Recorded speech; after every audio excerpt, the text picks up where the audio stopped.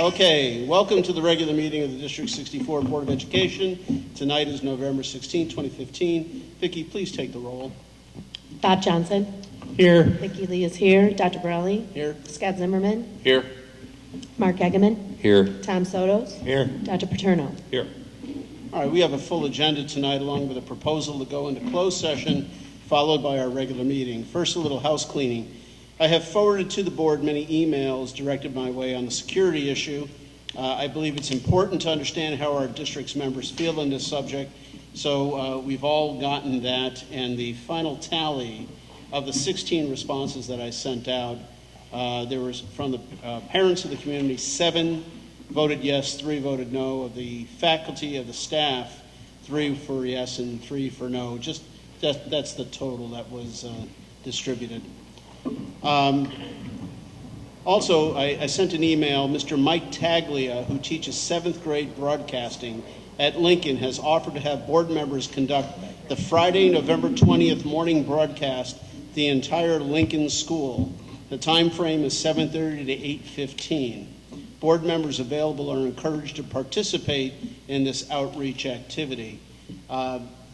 Think about it. I've had one response, and I'm tied up, so hopefully somebody will be able to help. And by the tonight before we leave, if somebody can let me know, and I'll contact Mike.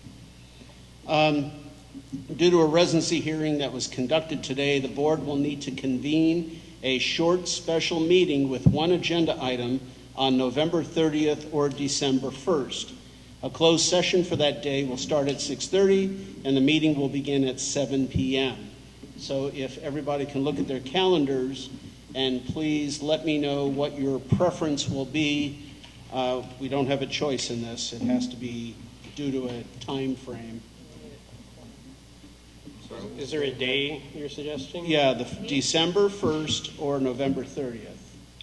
That's a Monday or a Tuesday. 30th, well, obviously, is the 1st, is the Monday, and the 1st is the Tuesday. I prefer the Monday. I teach CCD on Tuesdays. Okay. I'm indifferent. Indifferent? Okay. Either one. Either one? Well, if Monday, November 30th, Monday, or December 1st, Tuesday. Vicki can do the Monday only. That's the Monday coming back from break. Correct. Or December 1st, right? I mean, if you can't do one, Vicki can do the 30th. Can't do the Tuesday. So the 30th? everyone else can do the 30th? Yeah. We'll find a way to make time. Okay. We got to get closer to the mics, guys. They can't hear us. They're signaling. 30th. So 30th, is there a time? 6:30. And location. Jefferson? Is that okay? Sure. All right. All right. Okay, so that takes care of that. Our closed session tonight is to hear 2 issues. The first exception to go into closed is 5 Illinois Compiled Statutes 122C1 for potential grievance over the discipline of a specific employee of the district. The second exception to the open meetings involves 5 Illinois Compiled Statutes 122C10, placement of students in special education program. This specifically involves the residency issues of students in the district. Tonight's meeting will hopefully conclude the discussion on the security vestibules, as well as provide the board with an update on the district report card and information on the curriculum review cycle.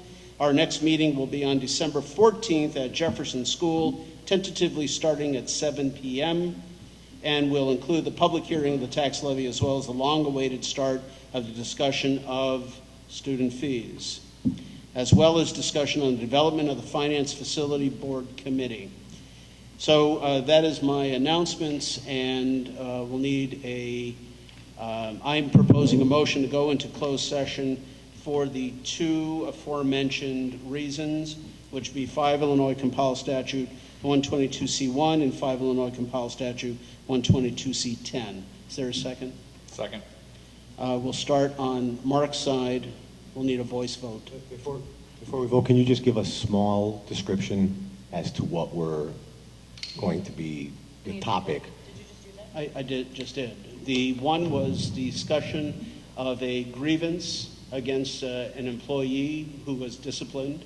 And the second one was the residency issues. We're discussing families and students. The hearing that we had Thank you. today. So we can't divulge any more than that? I don't know any more of that. That's why we're having the meeting. Well, so it would basically be regarding Students? conduct with an Students, so we individual. can't and- use a family and- name. Right, students, and then conduct regarding an individual employee. Correct. Okay, well, I'm going to say no. Yes. Aye. Yes. Aye. Aye. Yes. Okay, room closed. Audience, please rise. Those not in uniform, please place your right hand over your heart.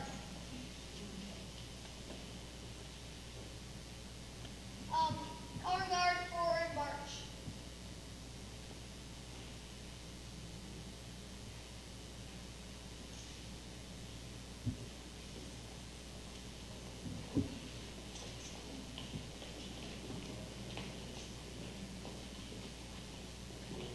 Color guard halt. Color guard cross the colors. Please place the flag of the United States of America. Please post the pack flag. Now please join Tommy for the Pledge of Allegiance.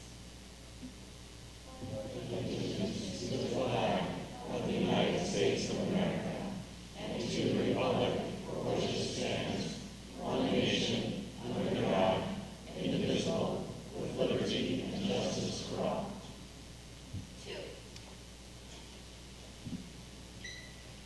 Step signs up. Now please join Darko for the Scout oath and law.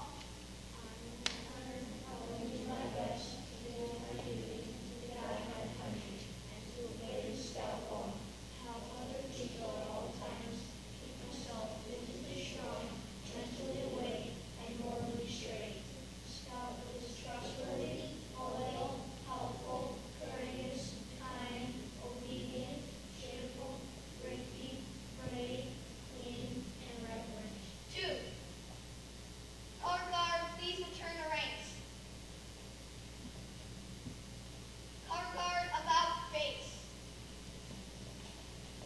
Color guard forward march.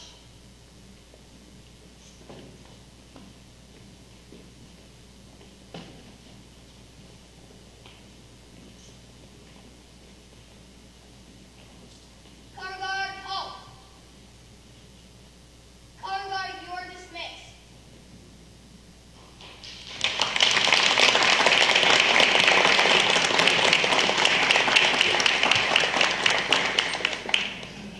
Yeah. Good evening. Tonight is Monday, November 16, 2015, and we are conducting a regular meeting of the Board of Education. My first thanks is to the representatives of Franklin School for their great pledge and their placement of the flag. So thank you very much for that very efficient, effective job. Thank you. The board is just coming out of a closed session where we discussed issues of grievance and issues of residency.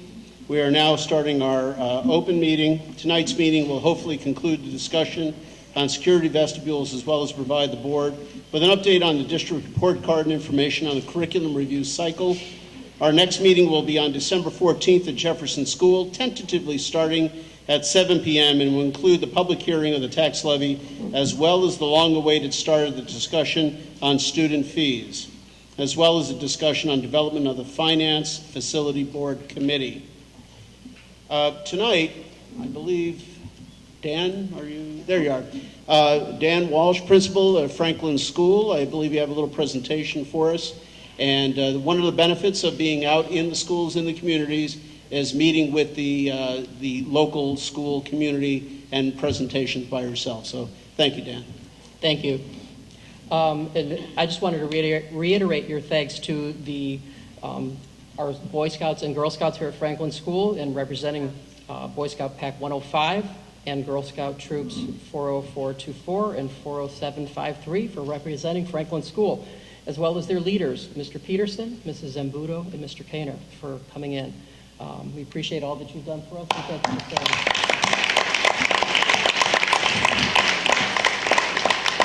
Mr. Walsh, I'm wondering, does that earn anyone any colored rocks? I believe so. That's Okay. citizenship at its best. All right. Did So- you hear that, boys and girls? Rocks tomorrow. Rocks tomorrow, guys, because you rock. Okay. I just want to give you a brief overview of some things that have been going on here at Franklin School. So as the school year began, we formed a team of teachers to help guide our grade levels in creating SMART goals for the 2015-16 school year. And in the fall, Franklin teachers met by grade level from 2nd through 5th grade and determined goals that we were setting by analyzing our MAP data and looking at determining the greatest area of need, or a common term now called GAN. So that's our area that we're going to focus on. And then we proceeded to set goals and plan the necessary steps to address the areas that we want to grow in for this school year and focus on those particular goals. This year, 3rd, 4th, and 5th grade are going to be focusing on math, all 3 of them. We're looking in that area primarily. And 2nd grade is focusing on reading. In particular, they're really looking at informational text because I think we spend a lot of time reading nonfiction, and right now we want to focus on some of those pieces right now. So at this time, we've put together a brief video to highlight some of the current events and initiatives that have been taking place at Franklin School. And just to kind of mention a few pieces of it. First of all the clips that you're going to see today happened last week. This is a busy place. And some of the things that you're going to see in this will be our Veterans Day flag raising ceremony that happened on Veterans Day, students explaining what they're learning in class and learning targets, our Proud to Be Me initiative, which is part of our quality improvement team's focus on highlighting that we're all different, that we all have strengths, and everyone matters. Also, 1st graders working on coding, challenging exercises that support developing a mindset for learning and perseverance. And then also we finish up with a clip from the Franklin Rocks Assembly with a live performance from Extra Credit on Friday. So also accompanied in this, you'll hear the background music. That is done by Mr. Lopresti and Mrs. Pater, our teachers, and that was actually a song that they did at the Franklin Rocks Assembly. So I'm going to turn it over to Mrs. Sabadka, and she will start this off. So you can please direct your attention over to the video screen.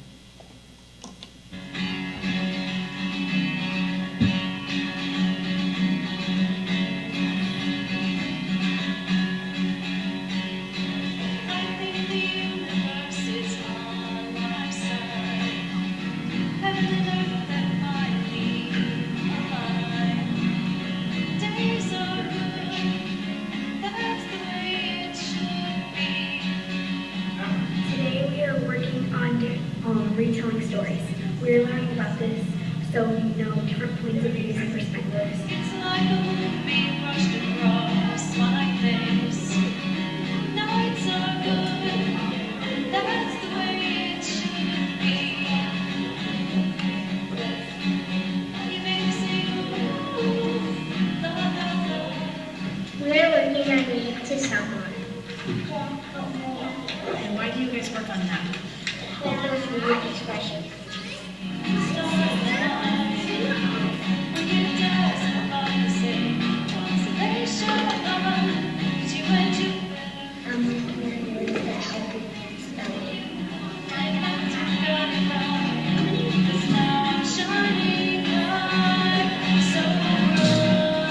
We're working on National Geographic website. It helps us learn about animals.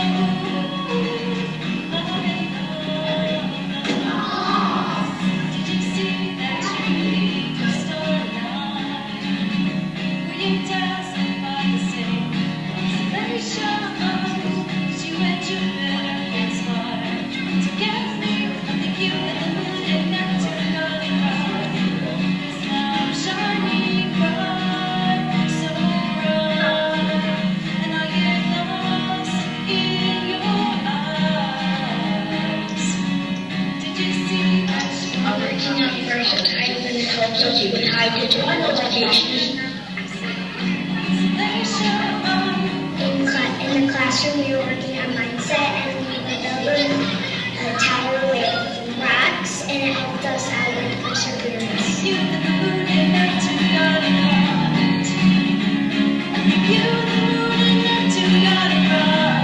'Cause now I'm shining bright, so bright, bright, so bright, bright, so bright.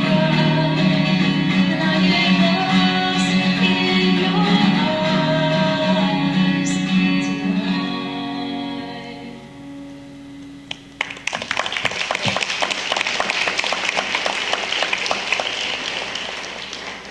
Thank you. I hope you enjoyed the short little peek of our week. This is literally all from last week's event, so it's been a busy week. I also want to share my thanks to Allison Sabatka for all of her work on filming and editing this video. She put in countless hours making this all come together for us, and we really appreciate all your work, Allison. Thank you so much.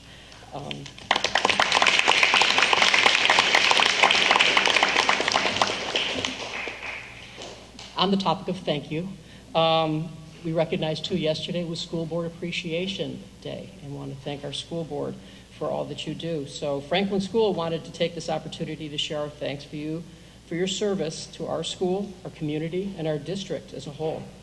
Our English language learner teacher, Ginny Burns, Sandy Marks, as well as assistants from Allison Sabatka once again, and who is our instructional technology coach, and Karen Coricello from Emerson Middle School also pitched in and helped us out with this presentation that we put together to create this video to show our gratitude to you for your service. So, I'll show you this piece here.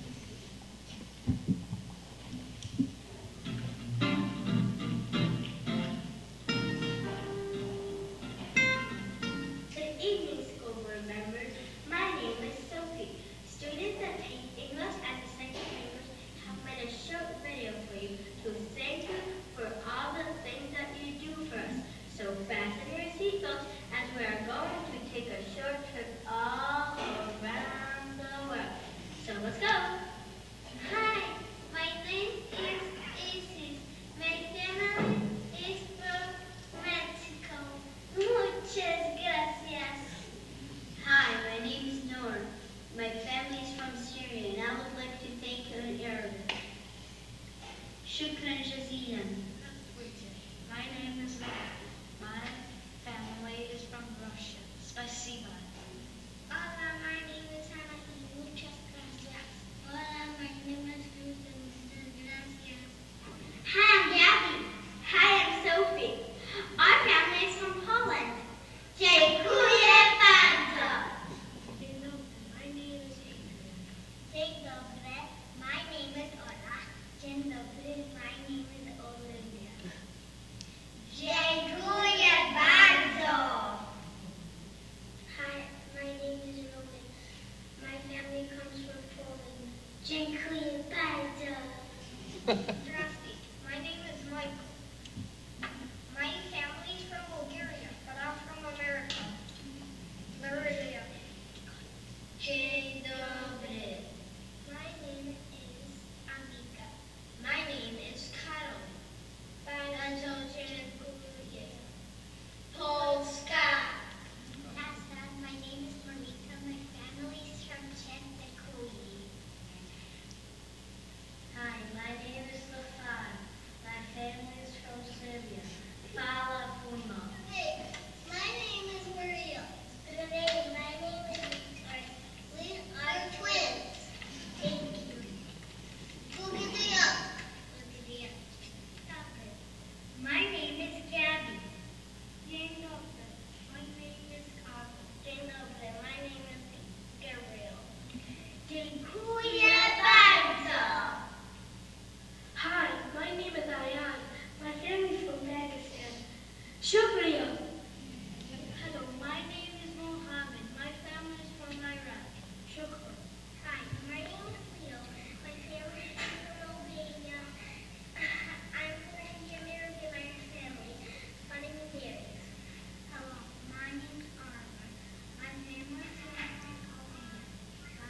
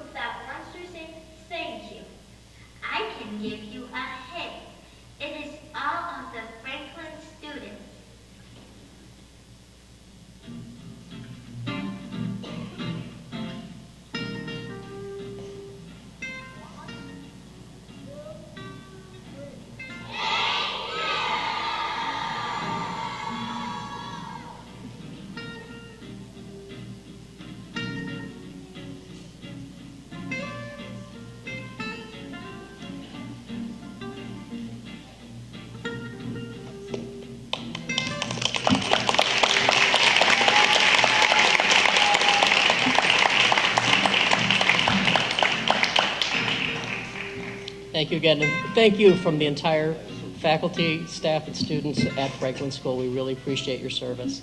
At this time, I'm going to ask some Franklin Scouts who are here today to do the color guard to help us with presenting some certificates. So. Thank you. Nicely done, Franklin. Cute kids are always a tough act to follow.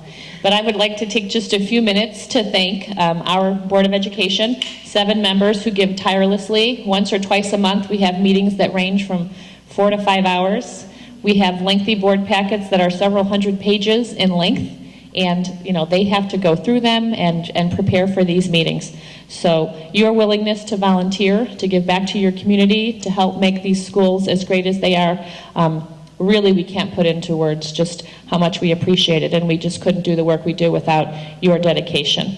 So these kids are going to help us with a small token of our appreciation and thanks for your work as the District 64 board. So when I call your name, if you could come up. And can my helpers come along here? Because the board's going to shake your hands. So Mr. Sotos.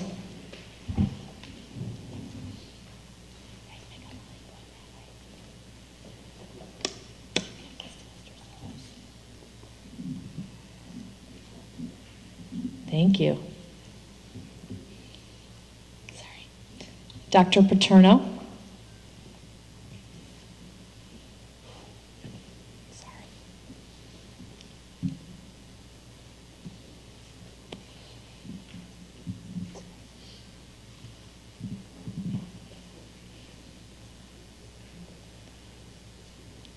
Mr. Johnson. Where did I leave off? Did you give? Thank you.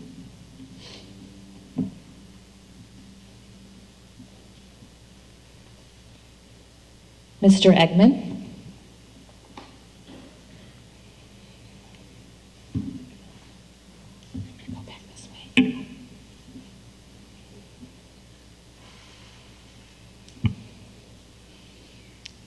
Mrs. Lee.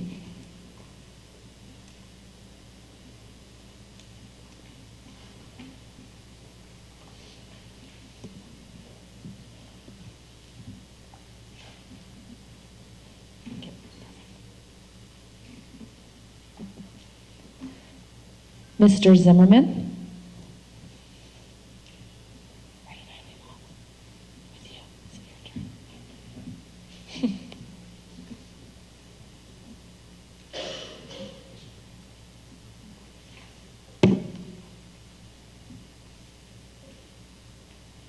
And Dr. Borelli.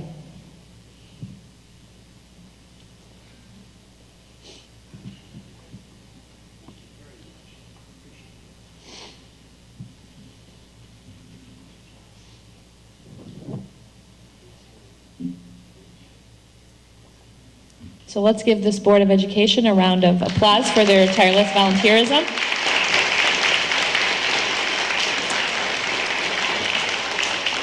Thank you, Scouts, for doing an exceptional job helping me hand out the thank yous. You can head back over with your classmates. I also wanted to just point out a new feature on our website. We have a new page that honors past board members as well. Madeline and Bernadette were in the archives, and they found board records dating back to 1968. And we have 59 men and women that have served on the Board of Education prior to this board, and we just wanted to honor them on this page. This was Dr. Borelli's idea, and I'd like to thank Madeline and Bernadette for their work pulling this information together. And hopefully some of our past board members will take a look and realize that the district is the way it is now because of the work that they started back in the 60s, and it just continues to get stronger each and every year. So thank you. Thank you. My thanks on behalf of the board to the entire field, to Franklin community for your wonderful outreach and outpouring. So I appreciate that. And my thanks to Dr. Heinz and all the work by the administration in creating this board page. Many months ago, I asked Dr. Heinz to include on our website a space to honor those board members that have come before this seating of the board. The issues to the district in prior years were no less challenging than what we face today, and more than a few instances, more concerning or alarming. In coordination with the School Board Member Appreciation Day, we can honor our present efforts, but also honor those former members who gave of their time and effort on behalf of the district. So thank you to former members for their efforts as well. We move along in our agenda, and the next item will be our public comments. So I know we have a couple of things coming up, and anybody who has anything to say on an item not included on the agenda, and once we get to an agenda item, I will give ample opportunity for people to come up and speak on that particular item. So if there's any comments on something not on the agenda, please. And not seeing any, why don't we move right into... Some people are getting... Is there one? Sure. Hi, I'm Caroline Schaub, fourth grade teacher at Field School, and this is Melissa Johnson from Lincoln. We're just here to take a quick moment, and we're kind of, late to the thank you party, but on behalf of the educators of Park Ridge, wanted to thank you for all of your hard work and service, and to go with the theme, we understand that not all superheroes wear capes, so thank you for all the time and effort you put into running our schools. Oh, that's very nice. Wow. Thank you. Thank you. Can I accept it even though I wear a cape at home? I don't know that we needed to know that. Mr. Sotos? What kind of cape is it, Tom? I've got young children. I don't think we want to know. Thanks a lot. Thanks a lot. Thank you so much.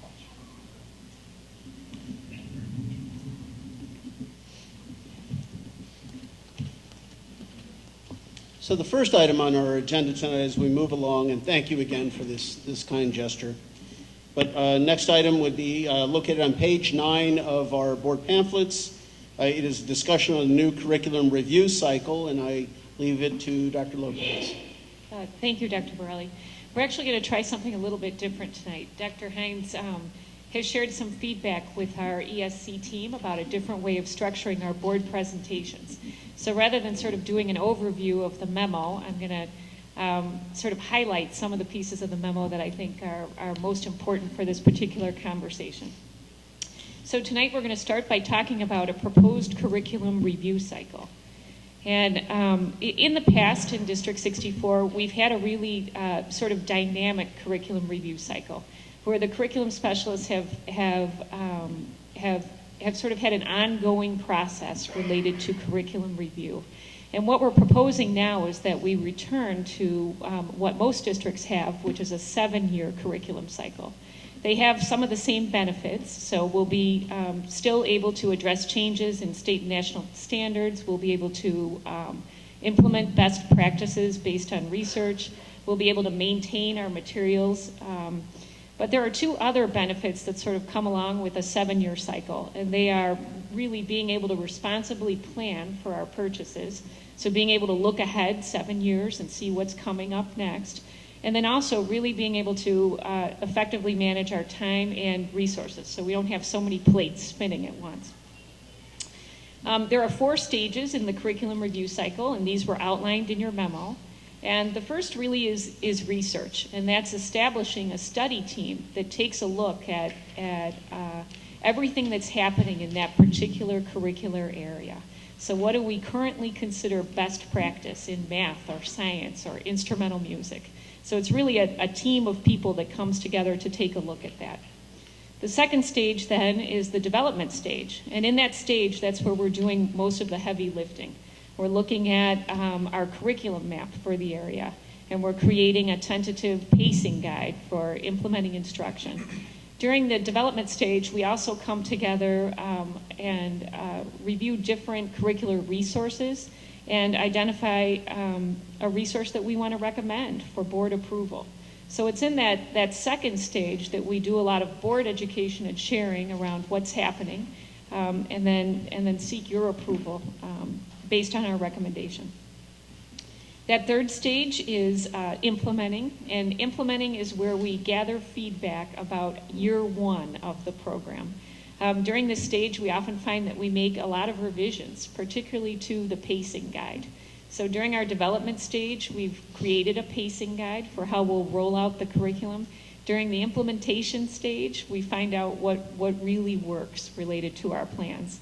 And during that stage, we also collect baseline data on student performance using the new curriculum materials. And then the last stage is really a monitoring stage. And this stage lasts about 4 years before we start the whole process over again. And during this stage, we're continuing to refine our curriculum maps and also our pacing guides. And we're doing that based on our own ongoing analysis of student data.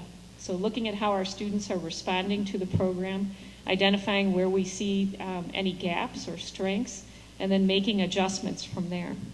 So included in your memo is a 7-year sort of proposal for what would be coming up next. We have plans in the near future to share more information with you about our science curriculum review committees that have been ongoing for the past 2 years. And this year, in the spring, or in the winter, we're also going to take a closer look at our music, instrumental music, art, and foreign language programs. We're going to start the research stage for those programs. In those departments are slightly different, for example, from a K-8 adoption in math or science. At the K-5 level, our teachers teach many subject areas, right? And so the process looks a little bit different and almost a lot bigger than it does when we do a curriculum review for a department. So for example, in the art department, all of the art teachers teach only art. And when they meet as a department, they're with the other art teachers focused on art. So they have the opportunity to meet together and more consistently review best practice and the standards. So the process looks slightly different depending upon the subject area, but this map gives you a nice schedule of what we can anticipate for the next 7 years. Lori, is the 7-year time frame, is that just something that's typical in elementary education? So is there any magic as to why you might pick 6 or 8 or? You know, seven for us anyway, and Lori can speak to this too because I know she used a cycle like this in her other district as I did. 7 seems to be the number that enables you to really get settled in a curriculum and work all the kinks out before you start looking at the next best practice. So if it's shorter than that, it seems like you're doing a lot of staff development and supporting people with implementation, and then the process starts over again. And if it's longer than that, it seems like we get sort of behind in terms of the research or the practice. I would imagine, though, reality tells me that there's going to be some areas of curriculum where 7 is just right, 7 is too long, 7 is too short. When are the times where you need to intervene and kind of move the process along or determine, let's monitor this 1 more year to make sure that we have all the kinks worked out? Mm-hmm. We do that now in real time, right? So we recently had a large math adoption, and we've been monitoring the implementation of those resources. And it may be that when we're up for math adoption again, we say, boy, we've been quite pleased with this, and we want to continue to roll it over. Or we want to make only small modifications to some units. So you're right, Dr. Borelli, it could be bigger or smaller depending upon what's happening in the subject area. I think the other reason for the 7 years is if you look at each of these steps, research, develop, and implementation, you're giving the teachers time, the committee time, to spend really doing their due diligence and diving into that research, analyzing it, looking at what's changed. For example, Common Core reading, Common Core math, the new Next Gen. We want to become real experts in terms of the committee work. That's a year's worth of work. And then the same to develop the curriculum, pilot, look at the scope and sequence, pacing guides. That's important work that is critical to the job that the teachers do. So we want to make sure we spend ample time making sure that we get that step right. And then implementation, it clearly takes a year because that's the length of a school year. And then to Lori's point, 3 or 4 years after those first 3 years, teachers are just getting better and better at delivering that instruction each year. If you think back to last year, the teachers were finishing year 1 of the new math curriculum. Then they looked at refining the pacing guides, and we're digging deeper into those resources in year 2. They're starting to probably really hit a stride now, and they're going to start to feel really confident with the newer resource. And it takes a couple years to develop that confidence and to really master your craft in that content area. So we want to give teachers time to just grow into the new resource and how they deliver it. And then also with technology, that's a whole nother layer. Time to develop units and technology applications that will enhance the delivery. So I think 7 is going to be just right, but we will certainly, curricular area by curricular area, make sure if we need to accelerate or slow down that cycle in terms of the years. I have 2 questions for clarification. The first one involves one of the first tenets that you started with. We originally had a 7-year cycle, went to a 5-year cycle. Now we're going back to a 7-year cycle, and to quote the sentence in there, 7-year cycle with input from curriculum specialists. And I am unsure of that, or is that to mean the 7-year cycle with the continuous evaluation as you go through it? Perhaps you can define that. I had to read into that. I want to be sure. Exactly. The committee sort of formalizes itself in that research stage, but the curriculum specialists are fantastic teacher leaders. So they're responsible in their role for sort of scanning the environment and looking for best practices and keeping their departments up to date on what the standards are. So it's both. We didn't have a 5-year cycle before. What we had before was only that. It was only the curriculum specialist leading, and that actually was really appropriate for the time that we had it, because we had new Common Core standards in English language arts and math, and there was just so much change at once that it was difficult to be on that 7-year cycle. But now that we've implemented those big changes, we're ready now to go back to those 7 years. And the curriculum specialists will continue to provide leadership in that process. And my last question actually relates to board reporting. The board is going to be involved in the D section,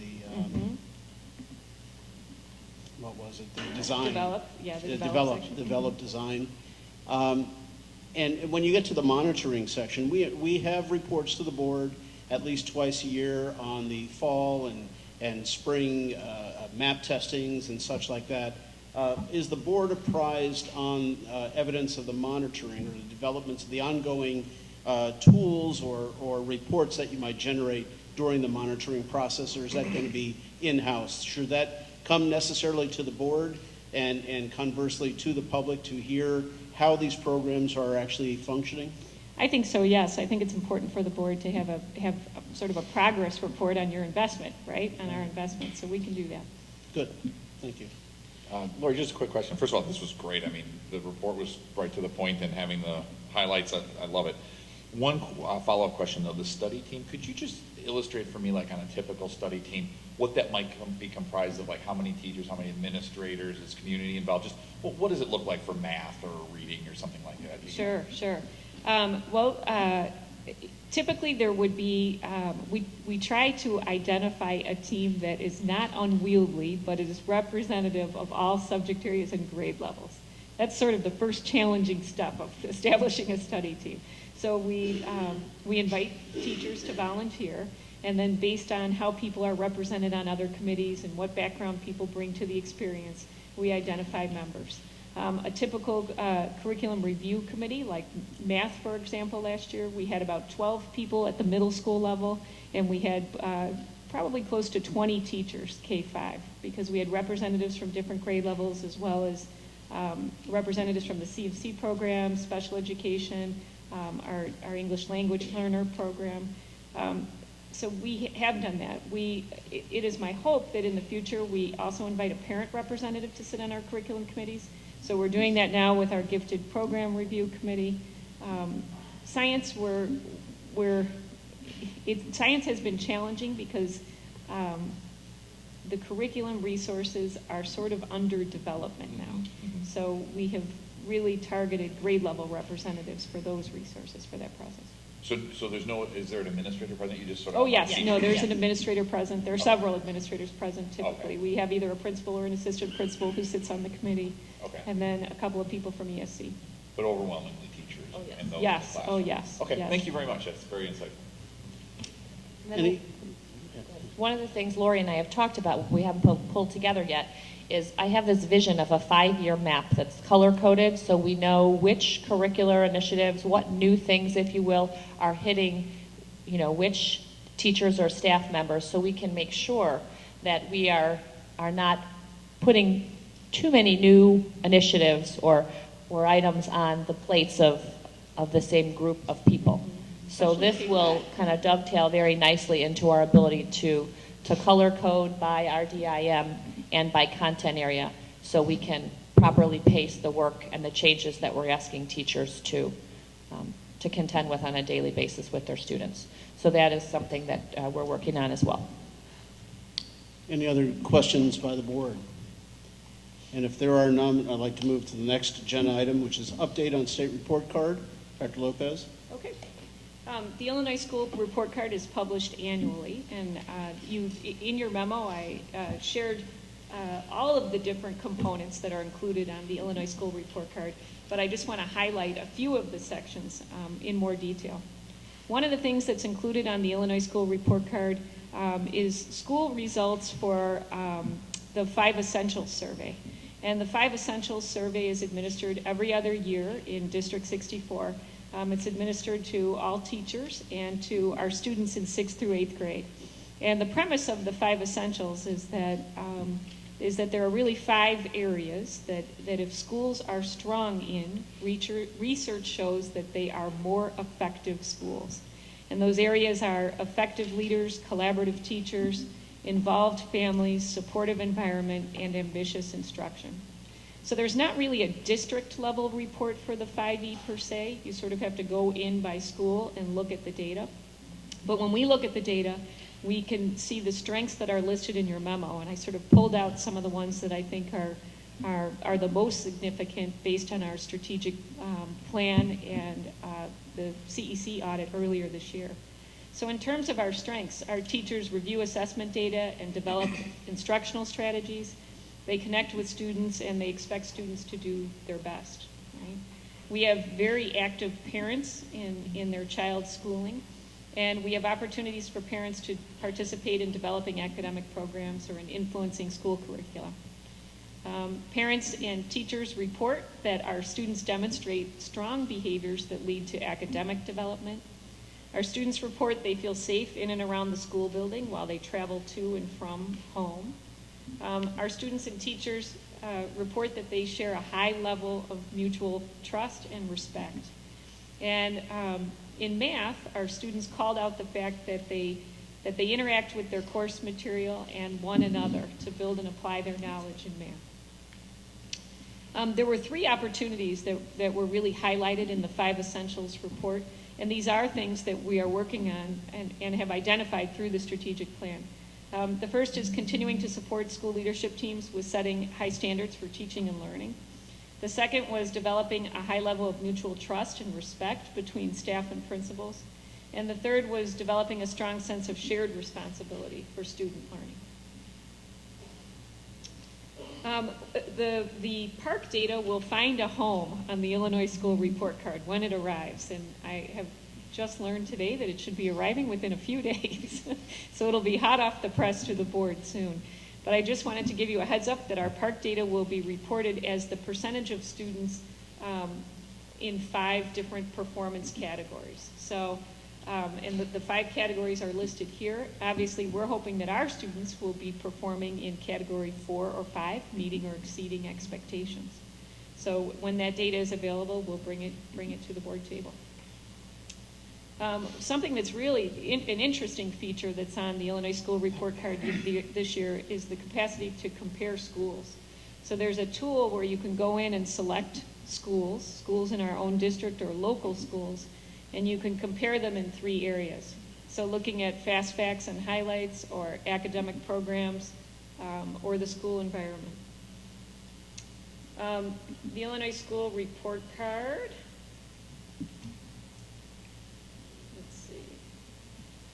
Can be found at illinoisreportcard.com, and this is what it looks like if you haven't had a chance to visit it.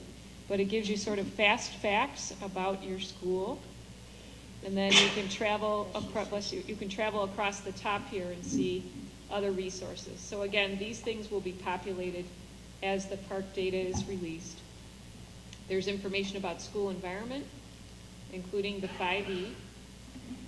There's information about our student population, information about our educators in District 64, and then just some additional highlights that are related to the school. So what kinds of courses do we offer and how do we support students with their learning? You'll only see the Compare Schools feature on the schools, on each school's page. So if you're looking for that, you have to click on one of the schools in District 64. And once you do that, you can select as many schools as you'd like to compare. And so that's the Illinois School Report Card. And as I said, we'll keep you posted on the park data. Okay. Are there any other questions or comments from the board on this subject? And not seeing any, we'll move to page 16 in the board packets to initiate a discussion on health, life, safety, and master facility plan. Following this discussion, there is an intention to take 2 votes by the board, one for the approval of preparation of construction documents for bidding of vestibules office renovations, and the second is approval of preparation and construction documents for bidding of health, life, safety, and critical infrastructure work. To frame the discussion, I'd like to remind everybody that this voting will be for sending out bids. It is not committing the district to any action or activity, and these bids will be back to the board sometime in February, thereabouts, at which time the board, if the bids go out, and when they come back in January or February, at that time the board will need to make a decision, yes or no, and commit itself at that time. So tonight is simply to submit bids to obtain individual companies that would do the work and the actual amounts that they would do it for. Currently we have estimates, but the bids will get us a concrete number or foundation at that time. Can I ask a question? Sure. Are these bids based on the work that's being proposed on those boards? Yes. Okay. Yes.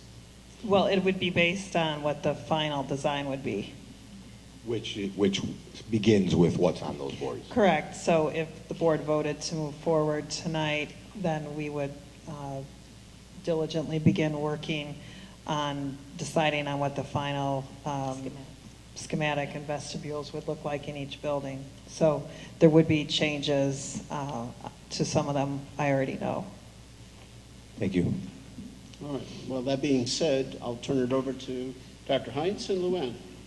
Do we want to, when are we going to do, I guess, public comments or after? Hopefully after, so there's Okay. more information, because Okay. each board meeting, we've been giving the board and the community more and more information in terms of our rationale and different things that we're finding. So this will hopefully continue to further inform the audience members and the board. Yeah, and to Bob's point, we'll have the discussion first, we'll hear comments from the public, and then we'll have board comments, and then we'll take a vote. Dr. Lopez, you going to drive us? Okay. So the purpose of what I hope will be a relatively short presentation, no promises though, is to recap information shared at previous board meetings and to further update the board on why administration feels strongly in terms of our recommendation for summer construction work. We believe that we have worked very closely with our architects since last year, and our recommendations and our priority projects, critical infrastructure work, represents the highest urgency needs in getting our facilities the attention that I believe they sorely need. It is also to incorporate questions that have been raised since our last meeting, many of which came my way at about 10:45 last night. So continuing to find answers to your questions. All right, next slide, please. So as the board knows, our recommendation is that we have 2 critical kind of components happening during this summer.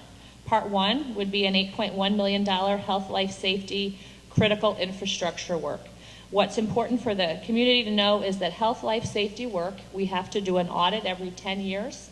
The findings are recommended to be acted on. They come back to us in 3 categories. We have some that are critical, that are required, that we have to do kind of yesterday. We have some that are, recommended, and what's the third R? No, you have kind of like immediate, required, and recommended. Immediate, required, and Urgent. recommended. So the health, life, safety work has to be done. We also, through our 10-year health, life, safety last year, as well as the master facility study, which has been conducted for the first time in District 64, we have $8 million worth of work to do. The second proposal for the summer of 2016 would be the reason many of you are in the audience, the proposal to have secured vestibules installed in all 8 of our schools, as well as the Educational Service Center. And that would be for $5 million. Originally, it was a $6 million recommendation. The architects worked with the construction company. That cost came back at 5.1, and as Dr. Borelli said, if we move to bid, the numbers could fluctuate a little bit as well, and it would be our hope that those numbers would go down even further. So we have 2 critical tasks that we're hoping to accomplish this summer. I want to say one other thing. Deferred maintenance, our architects informed us, is a strategy that many districts use over time. They defer. You sometimes do that with your house or your car. You say, I'm not going to replace the carpet. I'm not going to have that oil change just yet.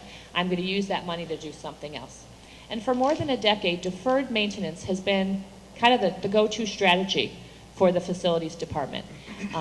And I think they did it with good intentions. They wanted more money to do other things, to buy materials for students and to pay teachers and to allow stipends and all the wonderful offerings that we provide. Part of the critical need and to the large dollar amount that these needs are equaling is because we have deferred maintenance for so many years. I really just keep saying it's kind of time to pay the piper right now. We have a lot of work to do. We do not feel as though we can defer any longer. So that is another reason we are making the recommendations that we are making for this summer and next. So I'm going to elaborate a little bit on what the health, life, safety, and critical infrastructures are that equal an $8 million price tag. Roofing. Many of you sitting in the audience know that in a lot of our buildings, our roofs are in pretty dismal shape. We have a total of $5.7 million in roofing work to do. Luann has said to the board, that's not glamorous. That's not a new LRC or 21st century learning space, but it's critical because our roofs are leaking, and in some buildings, water's being collected in 55-gallon drums. That's not okay with this administration, and I don't think it's okay with any of the teachers in those schools or administrators. So that means all schools except Emerson, who at only 18 has our newest roof, and Field, who has our prettiest roof, it was completed in the summer. Work would not need to be done on those 2 schools. In addition to roofing, we also have to restore the envelope, what we've been calling the building envelope. Those are the walls. And that would be a total of $2.4 million, primarily to replace leaking windows at Field, Lincoln. When it rains outside, it rains inside. So we need to replace and seal windows. We need to repair crumbling brick. We had facades falling in areas where kids would have been lining up the week before school started. So we need to fix the crumbling brick, and we want to, for that $2.4 million, add exterior security lighting. Do we have photos, or is that just for the board? It's in the packet. Okay, the board, you have packets. We have been taking some exterior and some roof shots, just so you're aware of the condition of our building envelopes. And when we were really piecing all of this information together with our architects, it dawned on us that our priority was really 3 things: safe, warm, dry. We need to get our facilities up to a basic standard of safe, warm, and dry. And that has become our mantra as we begin to prioritize the work for the next 5 to 10 years. All right, next slide. Thank you. Secure vestibules. Again, that is a $5.1 million project. And I'm going to talk you through a number of slides on the vestibules. So why are we proposing secure vestibules now? And really this predates my tenure here in the district. Back in August of 2013, it was the top finding of the RETA security report that was provided to the board. I don't know if there were a few of you at this table that were on the board at that time. and a number of priority items were identified by the security expert. He is an author, he's a nationally known speaker, and considered a leading expert in school security. Focusing on the vestibules, because prior, the last 2 years, really a lot of other things had been taken care of that I will recap in later slides. But the vestibule has been a goal of mine since the first day, but it really was the recommendation of Rita Security, and it's also been the recommendation of local responders, our first responders, our neighbors in the Niles and Park Ridge Police Department, to install secure vestibules. Back when I started, 15 months ago, it was on a roadmap that I presented to the board on my 11th day in the district. We spent a Saturday together, and within my roadmap, here it is, under safe learning environments, one of the things listed last year was to discuss additional security measures, such as, but certainly not limited to, secure vestibules, and to determine the feasibility. So that work started, recommendation started in 2013, the work started last year, and we hired new architects as we let Fannie and Howie go, based on their work at Carpenter. We went out to bid, we brought in FGM as our new architect of record. They began working in, I believe it was February, to do health, life, and master facility work, and we have not stopped refining this work ever since. Another thing I want to mention that I've just heard, you hear the grapevine, and it's always buzzing in a school district. You can't avoid it. Was that, boy, why are we doing this now? Could it possibly be linked to bargaining?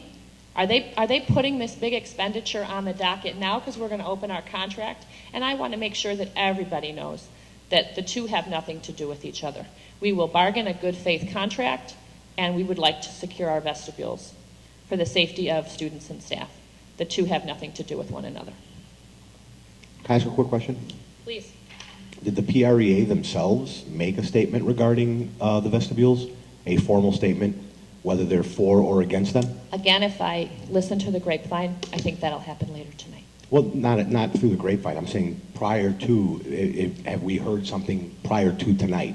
Do we have anything from the PREA giving us their As a opinion? group, as a 400 member body, Right. I have not been given anything. But I know that there are people here tonight that are going to speak to you that are members of the PREA. Are they going to speak to us on behalf of? Why don't we let them talk when it's their Okay. turn? I don't want to put words in their mouth or assume. Okay, fair enough. Okay. Our plan, because our staff and student safety matters, we are using the completion of the 10-year Health Life Safety Survey and the development of a new comprehensive master facility plan to address these design concerns that will require retrofitting our facilities. Okay, next slide. So, over the last month or two, it seems as though we've spent a lot of our time on vestibules. They call my office detention because we spend a lot of time there doing this work. And once they come in, they're not allowed to leave. Right, Luann and Bernadette? Yes. So we're continuing to refine our thinking and to categorize and to prioritize what we want to be beyond vestibules and these critical infrastructure needs. We want to grow this into a very comprehensive safety plan for the district. What we have now, our schools have crisis manuals. We have put something new together this year, a crisis go guide. We worked with our first responders on how to respond to some of your more typical school issues, but we want something a lot more comprehensive than what we currently have in place. So the top of the star is this crisis intervention protocol. And what that would do, I'm going to save that thought for just a moment. I'm going to move along, and then I'm going to go slide by slide. We want to then, once this crisis intervention protocol is put into place, we need to provide staff education. There are 700 employees here. We want to make sure everybody knows the new protocols and has the tools and the resources and a level of comfort to enact the protocols. And we want to make sure that there's a level of accountability for those protocols. And the reason that's important is because throughout this process, what has come to the attention of the board, and certainly then my way, is that we might put vestibules in, but if teachers or students or volunteers are going to prop the doors, what good would a vestibule be? So that's where that accountability piece comes into place. When we have new protocols, it's going to be up to each and every one of us to make sure we follow those protocols so we're locking down those buildings and keeping them safe. So in your folder, there are draft, and please know they are absolute drafts. They'll have to go through the internal policy committee, then we have the board policy, which Mark and Dathan joined me on, and then we'll bring them, as we usually do with new policies, for a first read and then approval, so the community's apprised of the policies. But there's two drafts, 4:170 and 5:370, that would further, one has to do with safety and another one has to do with kind of personnel. So we're flushing those out, and we will continue to do so in the coming months. The third prong of our STAR has to do with that monitoring and alerts, and I will go into greater detail with those momentarily. Continuing to work on visitor management, our Raptor system, our lanyards, the fob process. We have additional recommendations that we would like to make in terms of visitor management. And lastly, and the big draw, are these vestibules. All right, Laura.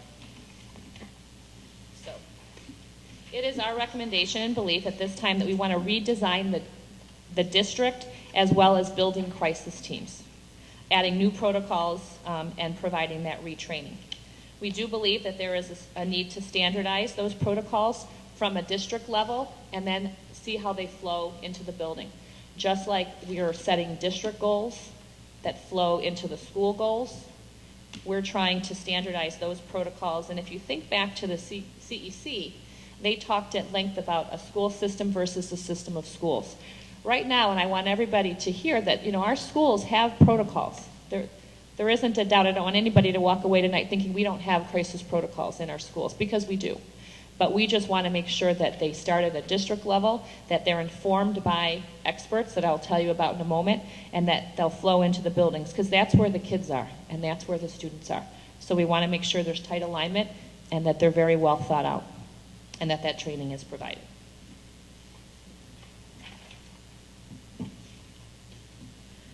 Preparedness and response training with first responders. It's a bit of a mouthful. There is a company that I have worked with in previous districts. Luann, come to find out just today, Luann and Ron have worked with in the past. They provide a lot of training for this area. They're located in Glenview, Illinois, so it's very convenient. And NIPSTA is a very unique intergovernmental agency that really focuses on, their mission is security and life safety. So I have been in communication with NIPSTA and just exchanging emails right now with the regional instructor.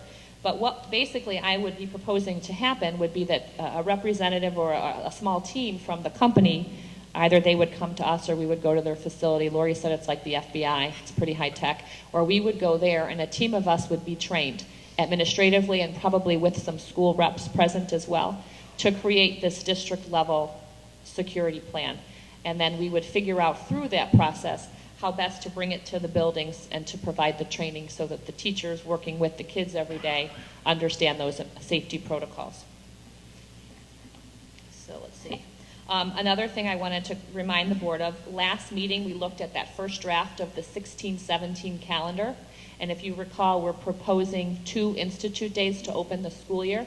That first day would be a building-based day where the principals can have their faculty meetings, teachers can have time with their teams and departments, and then time in their classroom. That would be day 1.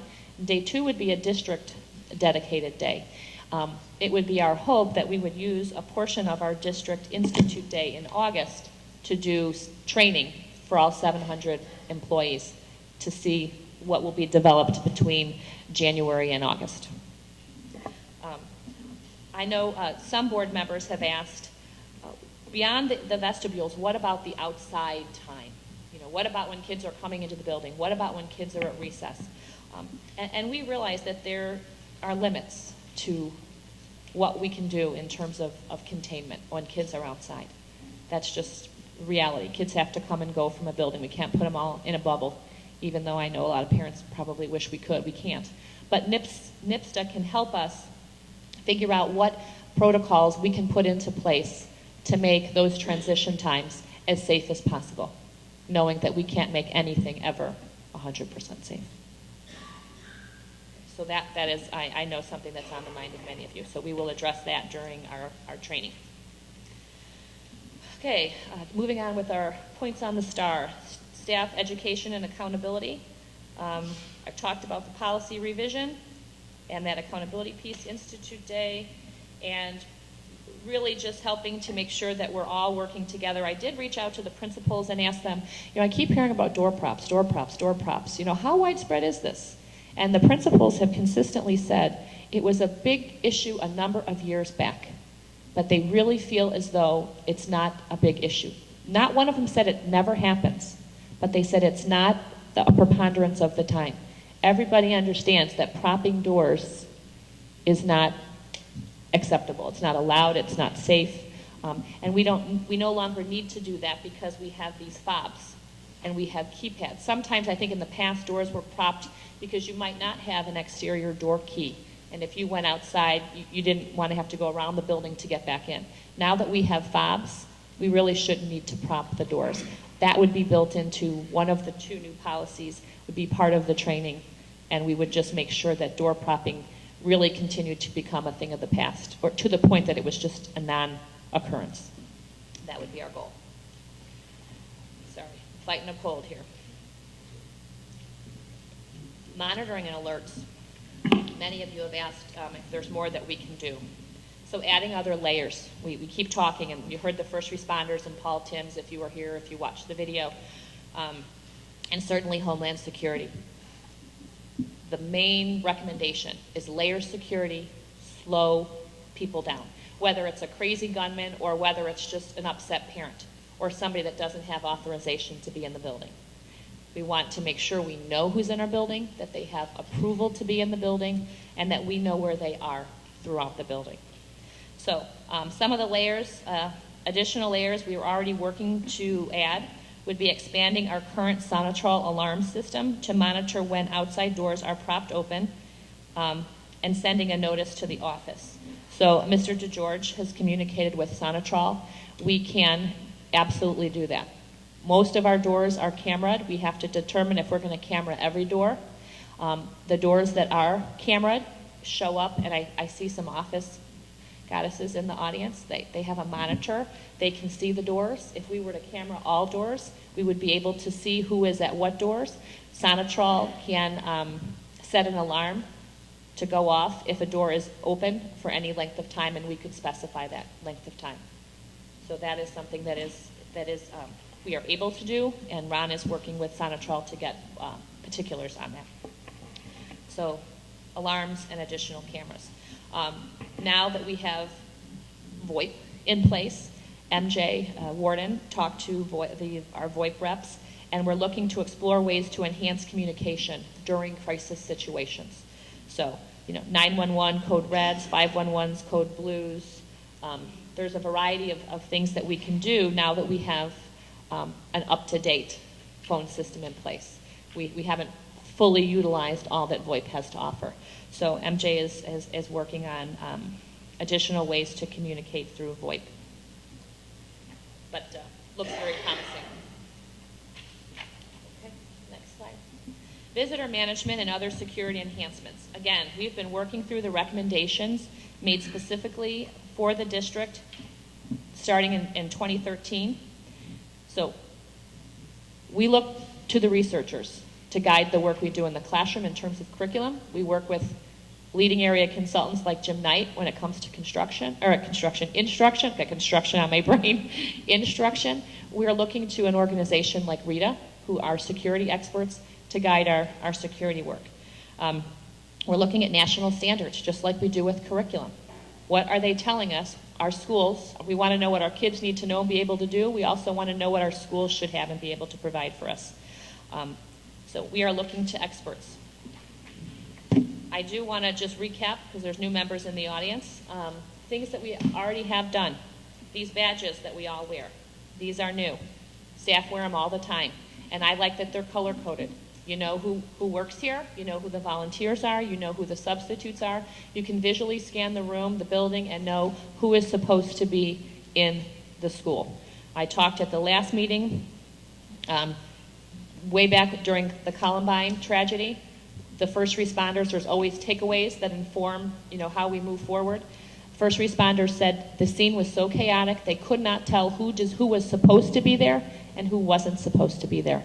These lanyards are one way for first responders, should they ever be deployed to our schools, to know who has the right to be on the premises and who doesn't. That's a good place to start in terms of trying to figure out who is there that's not supposed to be there. So we have our lanyards, and I have to tell you, I'm in and out of all the schools. Teachers are great about wearing them. I know there was some grumbling at the beginning, but it's just become a habit, which is nice. It's just what you do. It's how you get in and out of the building. It's how kids know that you're okay to be there. I think it's a good thing.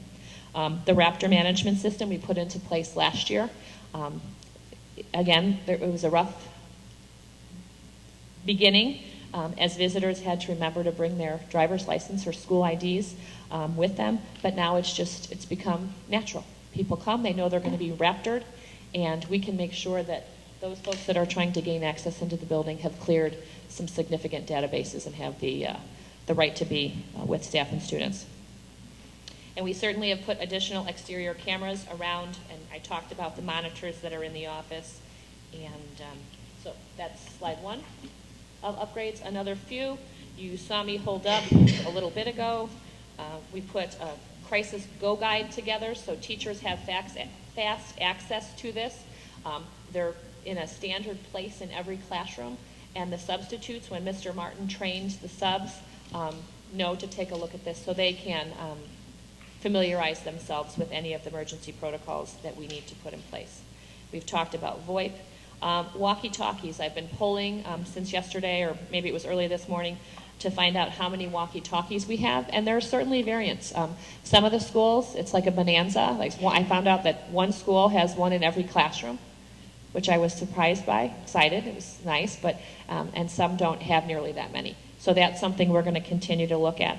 Ron and I have had a conversation, do we want to stick with walkies? Rita had talked about repeaters and different types of handhelds, so that's certainly something that we need to do a little more research on.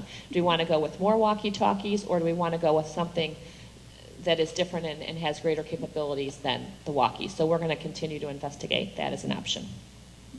Card readers we've talked about, and fobs. One of the things we realized as we're kind of continuing to refine our thinking around increasing security here in district is we're going to be issuing fobs that are set for the appropriate times, typically 7:30 in the morning till 3:45, 4 o'clock. We'll have to finalize that window. So they won't have to maybe prop doors, because if they want to take the kids out, or if they're a sub-PE teacher and they want to go outside, they'll have a fob to be able to get in and out. And it was something that we didn't even really think about, but it was kind of called to our attention that part of the reason some of the propping may be occurring is when subs are in the building and they don't have keys or a way to get back into the building. So that's an easy fix. Mr. DeGeorge will be getting additional key fobs for our substitutes. And Luann's going to, get a check-in process so they don't leave the building when the subs do. So the last area of our plan is secure entries. We have made this proposal to add or retrofit all 8 of our buildings, as well as the Hendy ESC, with these vestibules to control access to our buildings through a centralized entry point. Go to the next one, Laura. Thanks. I've said this a few times, but this isn't the Lori, Luann, and Ron show. Like, we're not just doing this because, we know better. We're looking to the experts, the local and national experts. The national standards that are informing our recommendations come from Homeland Security, experts, and our first responders, who are deeply trained in security measures. So experts should always inform and guide our work, and we really feel strongly that we have the responsibility, and we should look to those leaders, those experts, to guide what we do here in district to make it as safe as we possibly can. I'm not going to use all the quotes I did last time, but there are 2 that I think are very pertinent to our recommendations. So to control access and limit intrusion, visitors should be guided to a single control point and required to pass directly through the administration reception area when entering or leaving the school.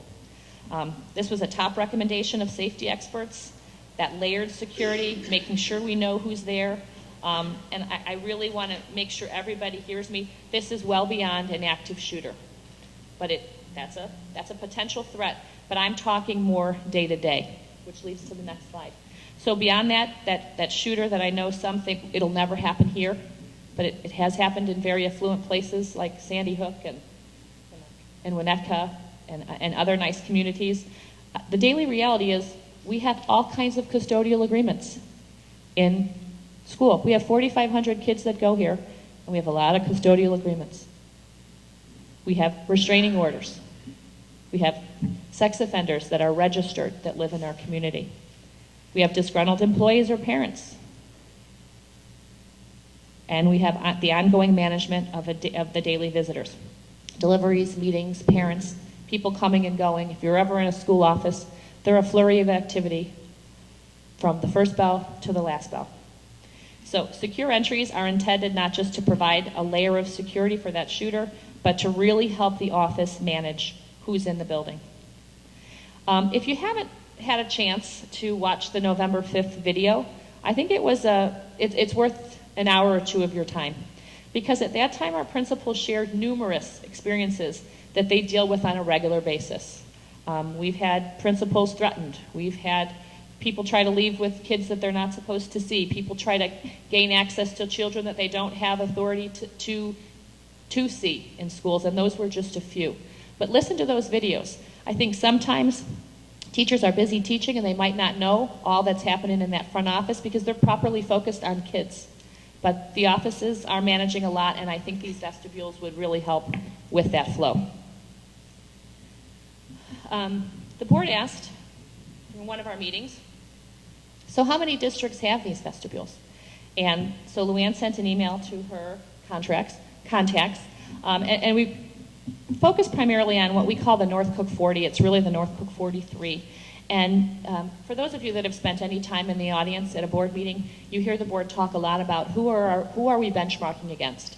And we're looking academically, educationally, from an employment perspective, we're benchmarking it against the North Cook 40. Those are our pace curves. Those are districts that are more similar to ours than not. They're geographically close to us. And we found out from several emails and collecting data that we're the only district without secure vestibules in the North Cook area. And I'm up in Lake County, and the Lake County schools have them as well. So it's a little puzzling and certainly concerning to me. It's one of the reasons that the recommendation has been brought to the board, again, from 2013, but certainly, as a superintendent, I'm unclear as to why we haven't done this yet in the past, and it's why it made the roadmap on my 11th day in district, and why it continues to be on my wish list for the district. So those, you can pass forward that. Almost done here. Again, I cannot stress enough my conviction around our ability to verify the access privileges of those entering a school and alert the authorities to any attempt of unauthorized entry. It reduces the school's vulnerability to intruders. I'm big on layered security. I do really see this as something that's very important. We have 5,000 staff and students here on a Monday through Friday daily basis, and I think vestibules will offer, as well as the office enhancements proposed on our renderings, will offer us quite a bit in terms of an additional layer of security. So it's no surprise that we continue to recommend as an administrative team that we move forward today with a yes vote to put this work out to bid. Okay? So what questions do you have? Well, let me ask the board, are there any specific questions on what Dr. Heinz has just mentioned or spoken about? And let me say to Dr. Heinz, thank you for compiling all of this data and putting this together in such a short period of time. Tom? I have a question. Yes, please. So today we're discussing moving forward with bidding the projects, not discussing and voting on actually doing them. Much to my dismay, yes. And is the bidding process going to cost us anything? Yes, it does, because they have to prepare the bid documents and all the drawings and everything so that contractors have basically the roadmap for what they're bidding on. So the documents that we're going to use to send out to contractors to bid are gonna cost us something, but obviously the bidders aren't gonna cost us anything. No. Correct. Okay, all right, just wanted to clarify. Do we, to follow up on Tom's question, do we know how much this step is going to cost us? Or do we have an estimate of what this step is? $5.1 million? No, for I'm the, kidding. I was gonna check too. Those are expensive Terry? drawings. Yeah. I was gonna say, Well, they're in 3D. Yeah, if I could have an idea of, not only for this phase, but we're also talking about the critical infrastructure. So if you could give me an idea of what those two components, because they're separate action items for us, what the estimate is on what we are actually voting on for the bid documents in those two buckets. I can do some quick math to divide this, but the percentage of construction and to go through the design development and construction document phase is between $600,000 and $680,000, and that's based on our master agreement and the percentage of construction. We can do a quick, it's not quite a 50-50 split, but So at this point, combined, we would be on the hook for $680,000 roughly if we say yes tonight. yes, Okay. Is that part of the $5.1 million? yes it is. That's Yes. built into it? Yes. Okay. And then my second question is, thank you for the idea of a more comprehensive plan in the works. Do we anticipate that this plan, or at least the first draft of this plan, will be available to us before we vote on a yay or nay of accepting bids and starting the program? It's a good question. It's going to be the timing of when we get, if you approve the bids, how quickly we can get the work out, the bid out, how long we want to give in terms of turnaround, and then the award process. Right, A couple months. we would be out to bid by the end of January, correct? Yeah, the goal would be to be on the streets by the end of January and bidding 2 to 3 weeks for the size of this project. And then I think we had in the schedule about a week review and then come back to the next appropriate board meeting with the recommendation. Which would be the February meeting. Yeah. And so would we anticipate the first draft of the comprehensive plan with the monitoring and the training and the accountability, first draft, before that date so we could review it and understand the comprehensive security program in place? I'll make that happen, yes. Okay. I mean, it'll elevate our timeline, but make it happen. I have a question. So if we were to move forward with only one of the two proposals, would there be a savings to the district in terms of that fee? Was it $680,000? Yeah, it would reduce, it's a percentage across the construction. So if you choose not to do the 5.1 on the vestibules, then. So roughly $300,000 savings to the district. I was going to reserve this statement for later, but it's now tying into exactly what's being told to us. If the fee is being based on percentage of construction, I'm not against doing vestibules. However, I may want to know, and I know I want to know, is there a way to do the vestibules in a cheaper fashion where we still get the same level of security? And specifically, do we need to do, and this will become a little more apparent to the ones of you in the seats and whoever hasn't had a chance to review these, do we need to do all the extra construction work that goes along with secured vestibules? And if we don't, and we just do vestibules, and we minimize the cost from, let's say, I'm just throwing numbers out, from 5 million to 3 million, are we now only on the hook to you for a percentage of 3 million and not 5? Yes. So when do we identify what level we are going to be hiring them to do drawings? What? So today they're going to show us what they propose we do, which we've already had a chance to review, and we know that their proposal is not just secured vestibules. It's secured vestibules with, in most cases, major renovation of office space that gives us some additional value for what we're doing. If we choose that, or if at least one of us or all of us as a board choose that we don't want to go the route of a $5 million project, but let's see if we can still get the safety of vestibules, but reduce it to a $2.5 million project, when do we make that decision if we're deciding today to release them to draw, and they're drawing based on that, which is 5.1 million, not 2.5? They won't be drawing based on, necessarily on this. If you approve the vestibules tonight, then we'll begin working immediately with the architects to kind of refine what we're going to do. And if we're given direction from the board to look at reducing the cost considerably, then we will be working with the architects on that, because we don't want them to draw somewhat what we've proposed, only to be, cutting it back, because then you're going to be wasting money on architectural. So I guess what you're trying to get at, Tom, is our proposal is on the table. Our proposal is what we are calling secure vestibules with office enhancements. Because in order to do the vestibules, And these plans have been vetted by the principals in the police department, and there were options reviewed with the different principals and talking about school arrangement, school strategy, how if they had a separate vestibule that they were monitoring and the office wasn't near the vestibule, how would they staff that position? There was a lot of conversation about the cost to staff if it was remote from the office, having that person be by themselves for backup. And it was principal discussion that led to the plans that were shown at the last meeting and how the plans evolved. It was a process that led us to these. I love all our principals, especially, Mr. Welch, because he's the principal of my children.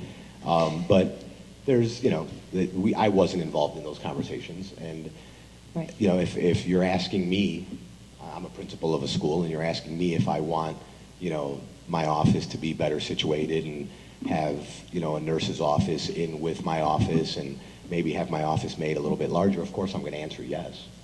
I'm not going to say, no, I don't want that. But is that really added value to security? yes. Okay. I'm asking these questions because I know these are questions that I've had for the last couple of weeks, and I know it's questions that our community has. And I need them to be heard, not just me hearing them somewhere. So I'm asking them both for myself and for members of the community who are having the same concerns. What is the need to have a new constructed office that now has a nurse's office within the office, which has access only from the vestibule and not from the rest of the school? What is the need for that? No, the nurse's office have a direct access from the hallway.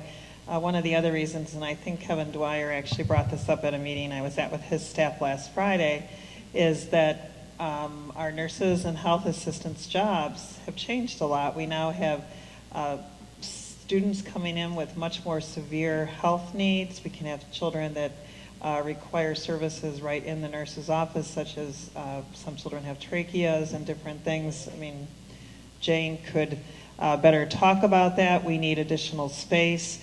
In our grade schools, we're going to start to need, for certain students, electronic lift tables if they need toileting assistance.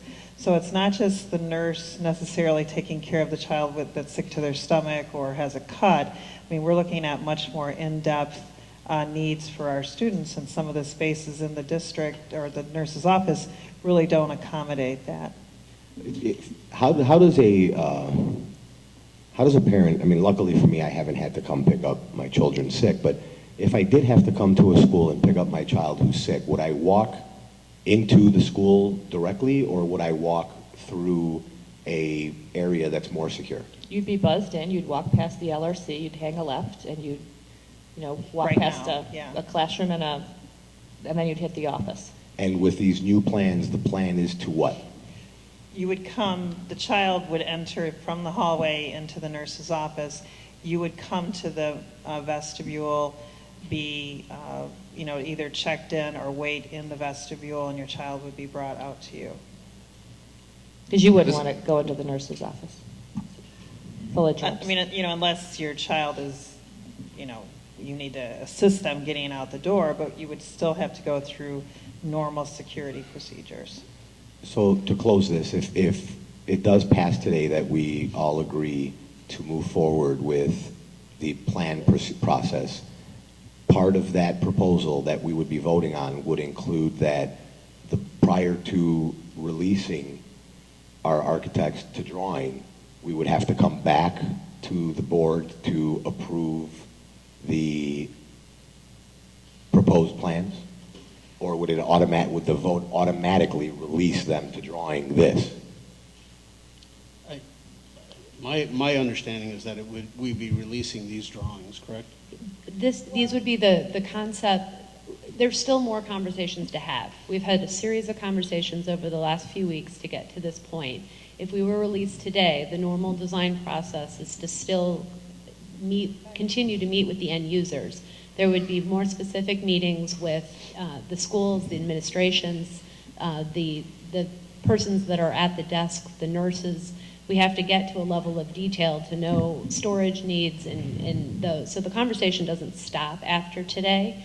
The idea is that these are the concepts that we would be moving forward. Some things have happened just even in the last week where we've been able to update some of the plans based on conversations, at Roosevelt, and we continue to have those conversations on detail specifics that would be incorporated into the bid documents. But I think it's fair to say, pursuant to Tom's question, that the majority of what's going to go out is what we have here. And perhaps it'd be a good moment to take and set aside, there's reasons why these were designed. There's advantages and there's some disadvantages. One of the disadvantages may be cost. Maybe there is a less expensive way of doing this. But there's obviously advantages to what you've done here. Maybe you could identify some of those advantages and point out why you have designed this and why you're presenting this for us. Certainly. The biggest advantage is in some of the schools, the front office is by the front door. In many of the schools, that you're walking by a staircase, you're walking past classrooms before you get to the office. It's kind of a leap of faith that people will go to the office and sign in. There were even stories, I think, at the last board meeting of parents being able to go straight to their students' classroom. So the advantage is having the visibility to the front door, the front office being able to see who's coming up to the front door, and being able to make sure that they've talked to anybody that's gone in and out of the building. The other piece, and the reason why the office and in the locations where the office is already by the front door, there's one door in and out of that office.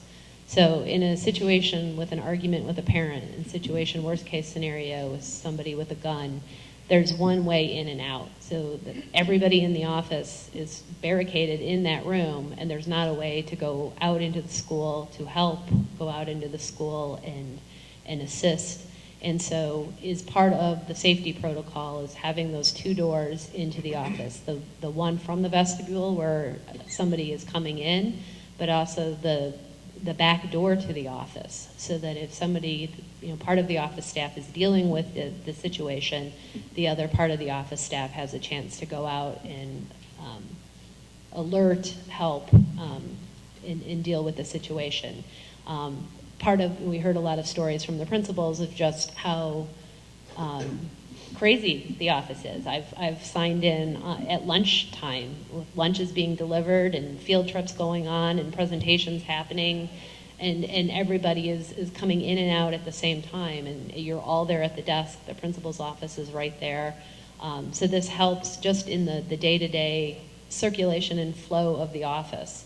It gives a way for a sick child to be able to get straight to the nurse without having to go through a stream of parents or anybody else waiting to see the principal.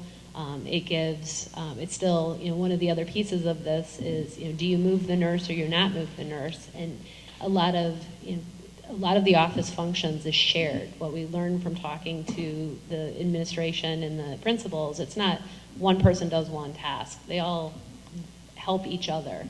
Somebody's on a lunch break, somebody's dealing with this person, there's somebody else there as backup. Principals helping in the nurse's office, reception helping in the nurse office. The nurse coming out and asking a question if there's people. So there's a lot of, it's having them all there as a community to back each other up, both with tasks, with opinions, and I think those would be the biggest advantages.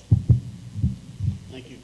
And I think following up maybe on what some of the lines of questioning Tom was asking is, just to sort of have you sort of tease it out a little, it seems that in the proposals you've made, there's sort of been an aesthetic in terms of using existing entrances, maybe doing a little build out on some of them, but not necessarily saying at a school, say like Field School, well, we'll just put a new entrance in right where right next to where the office currently is, move the other stuff over, and then we're done. So I mean, the way these have been drawn up is really there's an aesthetic. You've tried to use existing entrances. We didn't really look at saying, is there a way we could introduce a new entrance into the school next to where the office currently is, and maybe we just move one thing over instead of moving a whole bunch of classrooms around and everything, because we want to move the office over here, then move these classrooms over here and redesign them. That's true. Each school was looked at. We looked at a kind of a common program. One of the other, I guess, advantages is we were looking to find equity between the schools. If you're a substitute or you're going from one school to another, that it's similar functions in each of the schools. But we did look, where the offices weren't by the front door. Do you create a new front door? But then there's the exterior work, the sidewalks, the grading. It started to add up on the exterior side. In some of the locations where the front door was, there were stairways, so we tried to use doors that didn't have stairways into the building, stairways down to basements, bathrooms that were expensive to move. So each school was looked at individually and what the pros and cons were of the different doorways, the different flow of traffic, and the layout. But again, trying to standardize that experience, the offerings, and that flow. So just to clarify, we vote on releasing the architects to draw. We're voting on releasing them to draw something similar to what is here and releasing them to continue to speak to others on what is needed, which, if I may, is not going to reduce the cost by half. We're not looking for cost-saving measures once we release them. We're looking for what's best for the district and to try to save some money on that 5.1, maybe hopefully get it to 4.1 if we're really lucky. But ultimately, we're not looking to drastically change, kind of like what Bob said, maybe we just have some guy come out and pave a sidewalk right up to the Field School office and just cut a hole in the wall or change the windows to a door, and now people walk right into the office and we don't have the issue of them walking past classrooms. I mean, I just want to clarify that that's what's going to be happening. And I'd like to piggyback on that, just to play devil's advocate. And there's a lot of people in the community that are against this, and I think there's a lot of people in the community that still are for this. Well, right, but still don't know what's happening. So I guess my question is, what's the hurry? Just playing devil's advocate. Are we looking at any cost savings in doing the secure vestibules in the offices, as we're also doing the roofs and some of the other improvements that are included in the $8.1 million? So, Mark, I can answer that part of that. We did talk to the board early on, probably September, October timeframe, that when we do the offices, mechanicals that are on for that area that are well past their useful life would also be done at the same time, so there's some cost savings. When we do the roofs, if that unit is on the roof, obviously it's off the roof, and now we're doing that replacement at the same time.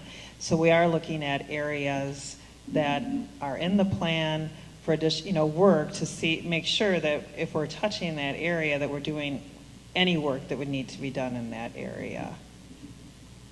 Barry, did you want to chime in? I mean, just for everybody in the audience and anybody that watches and for future discussion, is there a quantifiable amount of money that includes the $8.1 million that we're looking at? And I would say that the 5.1 and the 8.1 are pretty independent from each other. Okay. And weighting would just be escalation costs is construction and changes in the energy code. Troy, do you want to just remind the board and those in the viewing audience what those escalation costs and the impact of the changing codes down the line could mean in dollars? Sure. So every year we face an increase in construction costs. It's just it goes along hand in hand with inflation, the rise in cost of crude oil. Many of our construction materials are either highly intensive in crude oil to produce or actually made of crude oil themselves. So any of those kinds of increases in costs that you would see on a day-to-day basis get magnified to some degree in construction projects. In addition to that, Illinois schools currently operate under the purview of the 2004 Energy Conservation Code, which is, to be frank, getting outdated. And they are looking at and will very shortly roll forward with an updated version of that energy code. And energy codes control the amount of insulation that we put in buildings. It controls the tightness of the overall envelope, how airtight we make a building. So anytime we move forward with a leap in the energy code, we're talking about added costs because it's more product, it's a tighter quality control for the construction process itself. It's just an overall associated increase in cost. So we run a risk, in layman's terms, by waiting, we run a risk of not only having the inflationary cost of the materials and labor, but also, and I have some experience in this, a drastic cost increase in having to abide by higher codes. Potentially, yes. For instance, That's correct. I mean, so people can understand the roofing code. If you're ripping off a roof and putting a brand new one, now you have to put in this ridiculous amount of insulation, which can take the cost of resurfacing a roof as opposed to redoing a roof to 3-4 times the difference in cost. Correct. And we run that risk if we wait. There's nothing out there as of right now that indicates that this code is imminent, this new version of the code is actually imminent, except for the fact that the code we have been working on is kind of old. The new one is under review currently and will be adopted in the very near future. We don't know the exact date, but it is under review. Oh, so we do know that people have actually been working on writing a new code. Oh, That it'll be in is- 2016. Correct. So, yeah. Okay, that's what I want to clarify. It's not, this isn't an assumption that the code is going to change. No. We know for a fact the code is going to change. We just don't know the exact date that it's going to happen. That's Correct. Yeah, and codes are written by the International Code Council. They're not written by the state. They're just adopted by the state. So those new codes exist and have existed for a long time. The state has just opted not to implement them until the near future. Can you address specifically with regards to the security vestibules, how much more money we might have to spend if we were to delay doing the vestibules? Because what we're talking about is we're talking about the other item, which is the $8 million for roofs. Obviously, there's going to be a lot of heat or air conditioning loss through those types of improvements. But specifically when it comes to the vestibules, should we be overly concerned about the energy ramifications of waiting an additional year on that? Should those codes come into play, are we possibly subjecting ourselves to a lot of money or a little money, or what are we looking at in terms of the vestibules themselves? Because I think as a board, just my feeling is we're likely going to pass the improvements for the life safety in the roofs.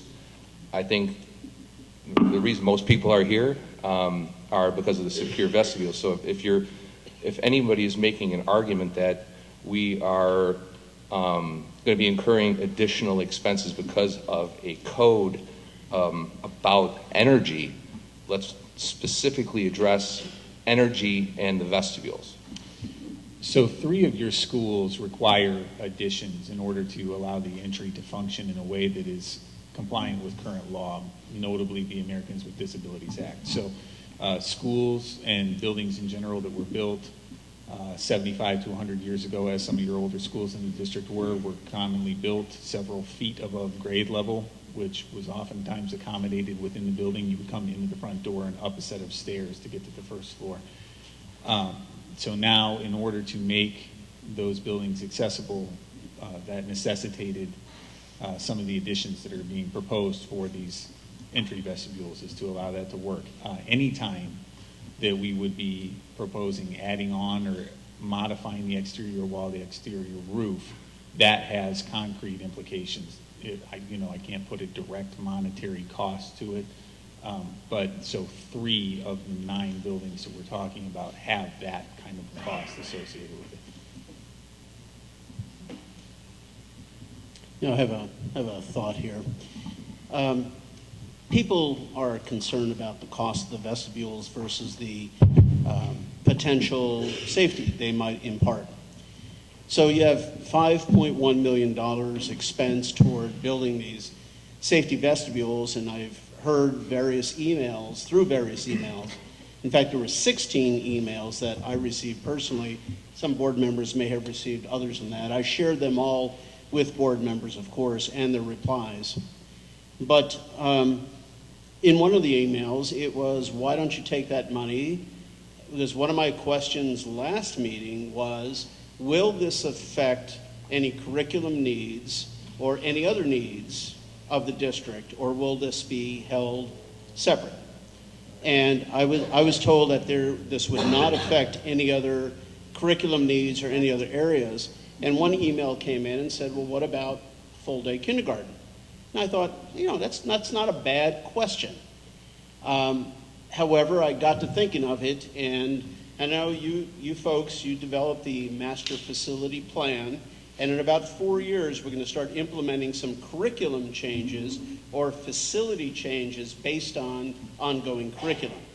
And, you know, as it is right now, by moving these classrooms now, we will be doing work now that certainly is going to be done in about 4 years. We're going to have to make those changes anyway to achieve those master facility plan curriculum changes.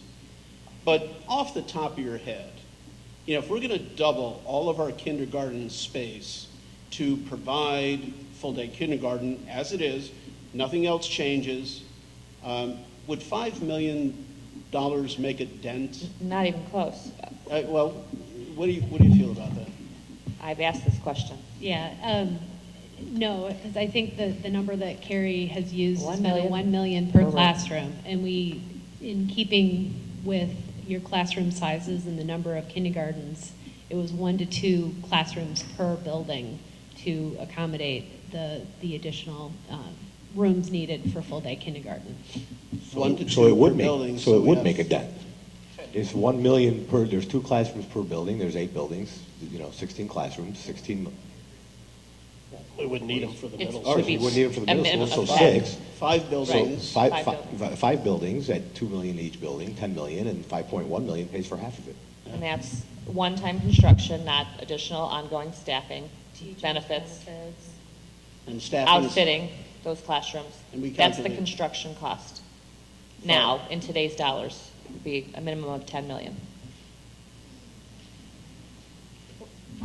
We also have Jefferson School where we house our pre-K program right now. So that will be a building that we're going to be looking at what we're doing with in the future. So there are options there for other types of programming, even as far as kindergarten that we can look at for that building. And doing a study of full-day kindergarten is part of the strategic plan. It's on the 5-year list of things to do. It's just not at the top of the list because we have all this other critical infrastructure work that needs to be done in the summer of 16 and the summer of 17. Even if we don't do vestibules, we have critical infrastructure work that is going to trump everything else for at least the next 2 years. So 2 other questions that had come to me, some through the community, some that have been brought up at other times. Are sort of tangential programs like Child Care with Confidence and Beyond the Bell, would they be utilizing this as well? So you've got Jefferson and there's the Child Care with Confidence. Would they be going through this to then get to their place, or are we going to separate the two? I'm curious how that would work. And then again, Beyond the Bell, would they be utilizing this as well, or would those parents? Because a lot of times those Beyond the Bell programs come through a different entrance than is anywhere near where we've been proposing. So what's the thought on those two, I guess, would be my question. So the daycare currently has their own entrance. Okay. So it's not an entrance from our school. Beyond the Bell, as we develop our protocols, did this in '23, they are guests in our school, so they will follow our protocol, which will be coming in and out of the main entrance. And then, okay, and with Child Care with Confidence, will we be, kind of separating and locking the doors between the buildings, between the sections of the building?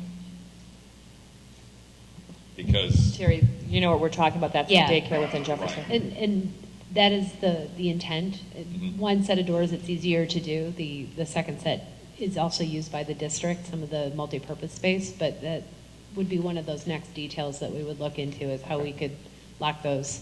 and then, I understand where Tom's coming from with, are we buying a Cadillac or are we buying a standard car here? And in years past, I think I've observed the district's done a reasonable job of saying cost containment is an important thing, and they've worked towards that. I understand that. So I understand you probably approached this with a cost containment perspective and trying to keep it as low as you thought could reasonably done to meet the requirements.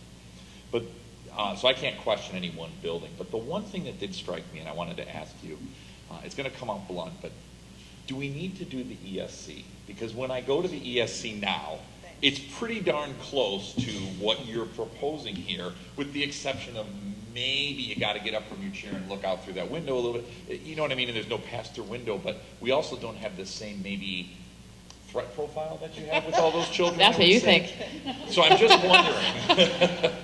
I'm just wondering, because it's so close to serving what these other vestibules are, is that really, really necessary, or is that something we could look at? It's a good question, and it's one, honestly, Luann and I had just this evening, we had some gentleman out, I don't even recall where, and we did talk about, do we need to do the ESC, or could we do the ESC in a really modified way very quickly? If you can picture Sue DeLillo, she's got that doorway, wall that, put a lock on the door that lets you into all the offices, and then have her buzz people. Once they're buzzed in, they sign in, and then she releases them. We did talk about that tonight, so if Ours that'll would be a help, scale we'll take down. one for the team, and we can scale down, definitely. We've already talked about it. And it would actually work better because they did Hendy, and we weren't really involved in that discussion, and we already have our own ideas of how we wanted it to work with our staff, and so it's not like moving walls and all of that. So, I mean, we are looking for ways to trim. One other thing I just wanted to say to the board, I've done major construction in 2 other districts, and I think both projects speak for themselves in terms of me being able to contain costs. I worked with Rhonda George in Prospect Heights. We did 5 buildings, 4 with geothermal, complete remodel of the interior of those buildings for $10 million. So we certainly are spendthrifts as far as construction. Ron will not let anything go through unless it is done correctly and it's not on the back or the checkbook of the district. So I just want to assure you that we are not individuals looking to create the Taj Mahal here. So I have another question. But I believe it was about 5-6 years ago, Winnetka had a situation. 1988, all right, maybe a little longer than 5-6 years ago. But they had a situation where our neighbors, an area where none of us would think would ever happen, where they actually had a penetration of their schools, and some children, perished in that incident. Since then, what have they done to secure their schools, and at what level, and has it worked? And would that potentially help us maybe decide that we have to go to this level, or maybe we can go less? So if I can address that, I think I can hold my composure on this. We do have a staff member working in our school that worked in the Winnetka School District. Was a student. A student. I guess she's much younger than I think. She was a student in that school district, and there on the day when Laura Dom came through the school district, she said that the first thing they did was to put security guards at the door, and I believe, do you have her email? Basically, she said that was really not any help, and Winnetka has, and I am a taxpayer in Winnetka, has since their vestibules are secure in their schools. And we have her email here. If I can find it, they're all lumped together. Here it is. Nicole. If you would allow me, I would just like to read her email to the audience. And you have copies, Board, in your folder? I'm going to plug my ears. And she did give us permission to read this. My name is Nicole Arzak, and I have been a teacher at Roosevelt School in District 64 for 14 years. In my opinion, the recent proposal to add building security features to all schools in the district is long overdue and critically necessary, and here's why. In 1988, I was a second grade student. I'm sorry, Nicole, I thought you were an adult.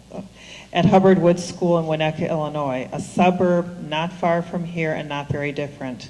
Like Park Ridge, Winnetka was a safe, quiet suburb filled with hardworking families, beautiful homes, and a highly acclaimed school system. Yet on a sunny spring day in May of that year, a tragedy befell the community that no one expected. While I was in my classroom working on the written portion of the bicycle safety test, gunshots rang out in the hallways of my school. It was a sound none of us could identify, having grown up in such a safe and sheltered neighborhood. Yet as teachers began running in and out of our classroom with tears in their eyes, we knew something was terribly, terribly wrong. We soon found out what had happened. A mentally ill woman, Laura Dom, had walked into the school and shot 6 children just down the hall from my own classroom. Of the 6 shot, one boy, Nicky Corwin, lost his life at the age of 7. In the years following this unspeakable tragedy, our school security response was to place a security guard seated at a table about 20 feet inside the school's front door. Looking back, I am appalled at the inadequacy of this measure, and nearly 30 years later, as I watch countless school shootings continue to occur, I am appalled at the lack of adequate security measures in the very district where I teach. Although we increased security practices after the Sandy Hook tragedy, it hasn't been enough. Adults are still able to enter our buildings unidentified and unaccompanied, and we are leaving hundreds of our children and staff members vulnerable and unprotected on a daily basis. What scares me most is that if another Laura Dom were to enter my school tomorrow, there is absolutely nothing that would prevent her from committing the same exact heartbreaking act. Every time we practice the lockdown drill at school, as I gather my students in the corner of our dark classroom, I say a silent prayer that I will never have to face what my brave second grade teachers had to face, and that my students will never have to experience the terror of such a senseless and preventable act. As someone who has lived through a school shooting, as a teacher and as an expectant mother, it is something I would never wish upon any innocent child. I urge the district and board to take this critical step of improving our building security immediately. Respectfully, Nicole Arzik, 4th grade teacher at Roosevelt School. Is that school still using the security guard, or have they since gone to? They have secure vestibules. They were one of the schools listed, and we found out that security guards, we had talked about having armed guards. They're not allowed to be armed. It would have to be an SRO, a school resource officer. But they've moved away from security guards because everybody has vestibules. So that school currently now doesn't utilize? No. Okay. That was back how many years ago? In '88. Do we know what level of secure vestibules that school has? I mean, their schools are all slick. They're all very nice. They all have an office like this, conference space, administrative space, health, offices. So when they similar to what we're proposing. So when they went to the proposed plan to go with secured vestibules, they opted for doing the entire office area as a unit as opposed to just putting in secondary doors and locks and buzzers. I can't speak for their security, but I will tell you, as more is known about security, if you take Emerson, for instance, which is 17, 18 years old, and look at their secure vestibule, and from that, what we've learned and the additional enhancements, one of being individuals being locked, they cannot get out of the office without being buzzed or having a card swipe, adding panic buttons, etc. A lot of districts that have done secure vestibules have gone back, which I did in 23. We have added enhancements to those school districts' offices. So many districts, what she's saying is have done work twice already. That's what I've been trying to get out this time. So Yes. there's this issue of certain schools have done. They're going through what we're going through now. They've already done it. They chose to go the Tom Sotos route of, hey, let's just put in some double glass doors and locks and save $2.5 million, and then 5, 6, 7, 8, 9 years later down the road, they're spending another $2 million to enhance what they did because they could have done it that way in the beginning. I don't know if it's that, Tom, as much as more has come out about security, different recommendations, so people are moving away from what Emerson has 18 years ago was state of the art, having that secured vestibule that gives you direct access to the office, but once you have access to the office, you have access to the building. So now, research, tragedy, you learn from, those takeaways. Now it's contain them. So that's where bank teller windows are being added, locking folks into the office so they don't have direct access to the building even after being buzzed in. It's just almost like the 2.0. As time goes on, we continue to learn how to make it even more secure, and districts are taking a second pass.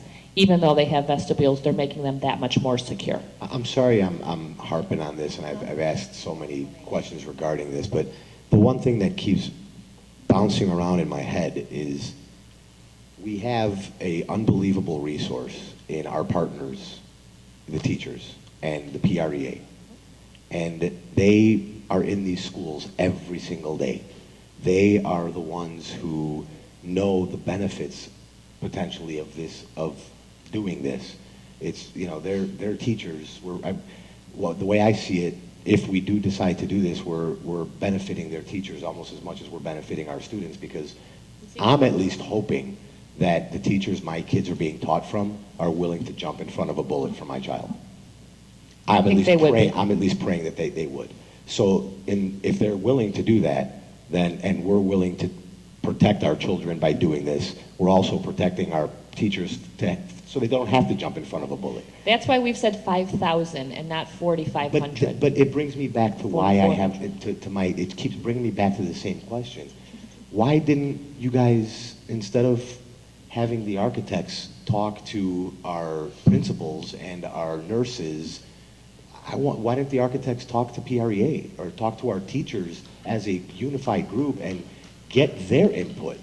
Hear from them what they want to see in our security. I'm sure, maybe I'm overspeaking. Maybe after we speak to them, it's going to be $9.1 million to do the vestibules, but at least let's hear from them. We did put these out in all the buildings, and we have been out to 4 buildings to meet with the building leadership team or with the PREA group at Lincoln School. We've offered to come out to any of the buildings. At Carpenter School, we also have a Google Doc where they're submitting questions, and Lori and I are answering questions back to them. And I believe when they did the master facility plan, there was PREA staff involved in that too. Yeah, and if I can piggyback, our teachers are skilled in a lot of things. They're wonderful in the classroom. They know students. They know the curriculum. They know student discipline. They know how to team build. I don't know that we have a group of teachers that are security experts. So that's why we looked primarily to the gentleman from Rita Security and our first responders and Homeland Security and other texts that have been written by experts. They guide us, and that's who we're taking our cues from. That doesn't mean that the teachers don't have valuable input, but I don't believe that any one of us in this room has the right expertise to make these recommendations, which is why we do what we always do. We seek recommendations from the experts. So speaking of going out and getting other opinions, we can go on and on. Unless there's a pressing question that comes up, I think it's time we direct ourselves to the audience. So, as I said before, we have a process. We'll have some board discussion. We'll ask for audience questions or comments, not necessarily questions, but comments. So if anybody would like to come up and speak on the vestibule issue alone, please come up to the podium. I am invoking board policy 2:230. If there is going to be a number of individuals show up, just as a recourse to control the amount of time, folks will be held to 2.5 minutes. We'll be timing you. If I raise my arm, that simply means start to close up. So that being said, first speaker. Thank you. My name is Paul Sheehan. I'm a resident at 315 Elmore Street, and my 2 children are both graduates of Field and Emerson schools. And I'm also pleased to currently serve on the Superintendent's Community Relations Council for District 64. I wish to briefly speak on the discussion on improving the safety of our schools. Let me begin by introducing the topic of unexpected and unwanted tragedy 3 nights ago in Paris, France. In the space of 20 minutes, terrorists killed 129 people and sent 415 to hospitals where 42 are still in intensive care. This was an act of senseless violence without warning in Paris. You, our board members, are tasked with protecting our children against acts of senseless violence without warning in all of our schools. Thus far, I've followed your discussion over multiple meetings. I've heard the following phrases used as part of your discussion. I heard the phrase, could we spend only 80% of the estimated cost by installing extra cameras? I heard the phrase, could we stretch out the conversion of our schools over several years? And finally, I also read the phrase, I know of no instance where an attack was foiled due to a secure vestibule. From my perspective, the focus of your discussion to date has been on the money to the detriment of the safety of our children. If my arithmetic is correct, the district will spend more on roofing materials in the coming years than the entire amount for the secure vestibules program. So let me assure the entire board this evening that I place a far, far greater value on the safety of our babies in our schools than on your need to save money in a facilities budget.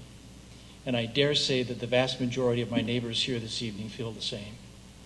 So I ask you to place less emphasis on spending our tax dollars and more emphasis on the safety of our babies while in our schools. In closing, I ask that you add to your discussion this evening this phrase, zero tolerance for risk to our babies while in our schools. If you do, I thank you in advance, and I think this phrase will state where I and many of our residents stand on this issue. Thank you.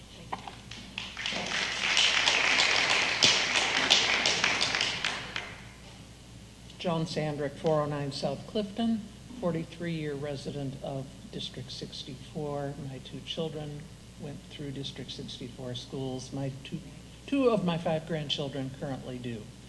So I care very much that they are safe.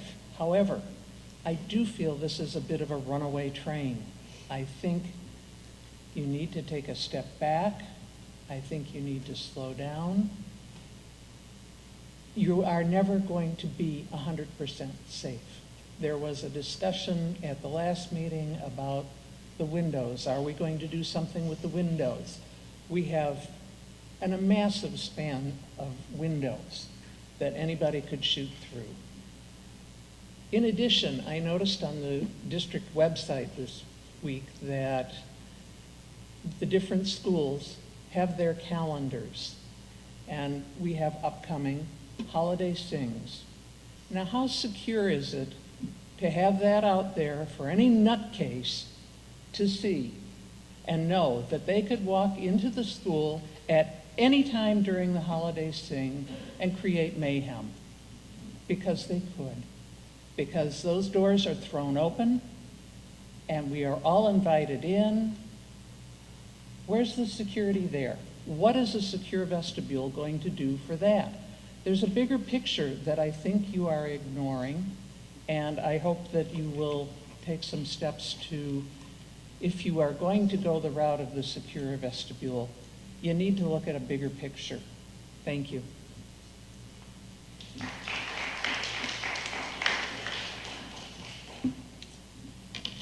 Erin Breen. I'm a first grade teacher at Roosevelt, but I'm speaking as president of PREA.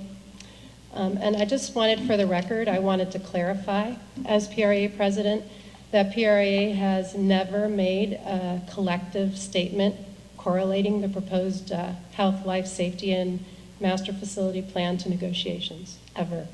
While I respect individual teachers' opinions on this topic, they've submitted their opinion and they're here to speak tonight. If there was any statement coming from PREA as an organization, it would come directly from me and not heard through the grapevine. Thank you. So does PREA have a stance on this? Not a collective statement. Nope. Do you have an opinion personally? Okay. I'm Diane Bressler, a resident of Park Ridge. I raised my children in Park Ridge. I currently live in Park Ridge, and I have grandchildren who go to school here. I do care about safety, and I read Dr. Paterno's letter to the editor. He cited at that time two 2 shooting incidents that might have been stopped by the kind of vestibule doors that you're discussing here tonight. Someone else cites 42 such incidents. Is it 2 or is it 42? Which is it? They cannot both be correct. I assume that both people are capable of doing research, and yet they come up with vastly different numbers. Information that should be the basis of a decision to spend millions of dollars of taxpayer money, which one is correct? Is it 2 or is it 42? Before you vote to spend this money to assuage the fear and anxiety of parents who are vulnerable to the unfounded suggestion that they could be responsible for another Sandy Hook, I expect each of you to verify which of these statistics is correct. If the truth is 2, then let us not succumb to fear and anxiety that is groundless. This vote, this whole subject seems sort of rushed to me, and I think I have the right to expect all of you board members to base your vote on something other than the easing of unfounded fear. It's only been 3 short weeks that you've been discussing this, and it's a very short pregnancy to deliver this very still premature decision. Is it 2 or is it 42? I expect you all to take some more time to verify the facts, and if you decide to vote before you know the facts, you must also admit that fear and not fact is driving your position. Thank you.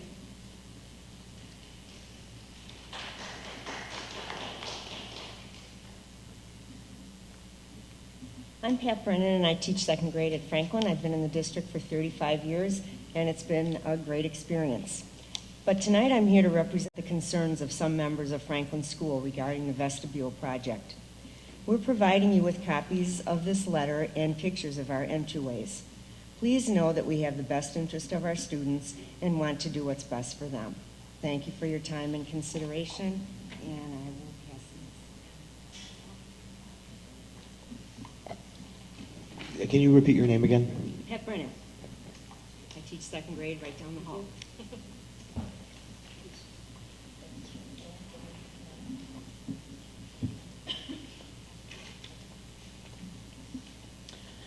Hi, my name is Kathy Perucci. I'm the new office assistant at Field School, although I've worked in different positions in the district for 10 years. Public speaking is not my thing, and I really had no intention of getting up here today to talk to you. However, I want to speak to you about experiences that I had at Field today, and it kind of scared me. And I thought, you know what, I really need to share this with you. So at Field, as I'm sure all of you know, you open the door, you can walk right into kindergarten, you have to walk past a 1st grade classroom to get to the office, you have to go upstairs. So today, very busy at lunchtime, as I'm sure it is at every other elementary school in this district. We had parents that buzzed in, they gave us their name, we let them in the door, and somebody piggybacked right after them. That happened to me 2 times within a half an hour, where I'm like freaking out, running out of the office. Thankfully, Mrs. Klepich was there because, you know, there are times when maybe our nurse is going to get a student, or Mrs. Klepich might be doing something else where we're not always just sitting there watching the camera. And it was very concerning to me that, and these people meant no harm. They probably thought they were doing me a favor by not buzzing. But, you know, anything could happen. And, you know, I've lived at Park Ridge for 20 years, and it's a lovely community, and I worked on the last referendum committee. I was a member of the steering committee. And I truly appreciate what you guys are going through to try and be good stewards financially. But, and believe me, I promised my neighbors, my family, my husband, you know, that we weren't going to do anything but be good stewards with the money, and we were going to take care of that referendum money for, you know, 10 years, but really the steering committee was hoping for 15. The thing is, what's more important? You know, and yes, I think I would try, and at least in my heart, I would try and stop a bullet for any one of the little kids. But if I can't catch them, what good will that be? Thank you for your time.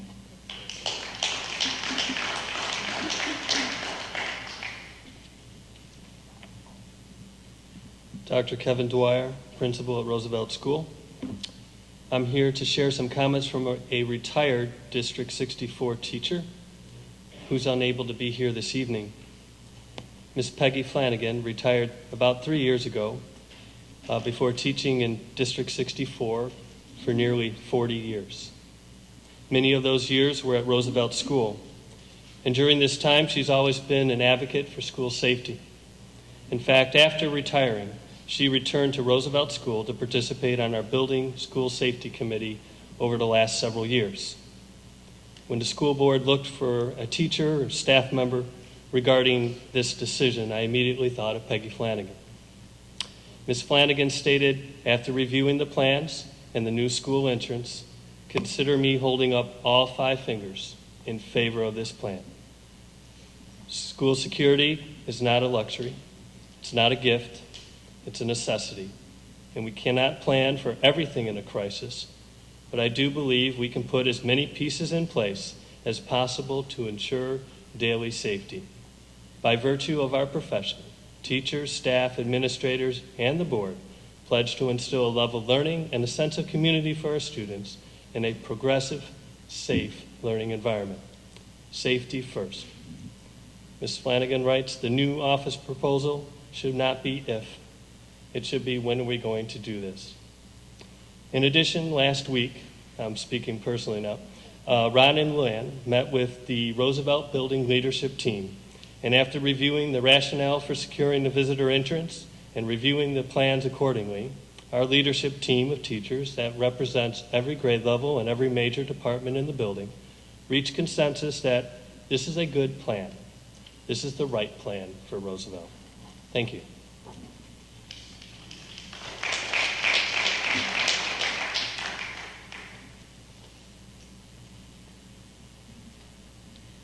My name is Sherry Lavelle. I'm the health assistant from Field School. And I know the problems with the present security methods that we have in place. However, I think that we should think about the safety of the students on a daily basis. In my career here at Field in the health office, I've had students faint. I've had febrile seizures. I've had students with such low blood sugar that they were near unconsciousness. I've had students with broken bones that were going into shock. And I don't feel that the current proposal for the health offices being as out of the way and isolated is a good idea. Not only at Field School, but also at Lincoln Middle School. I really feel much more secure when there is a sight line between the office and the health office. And so I just wanted to bring that to your attention. Thank you.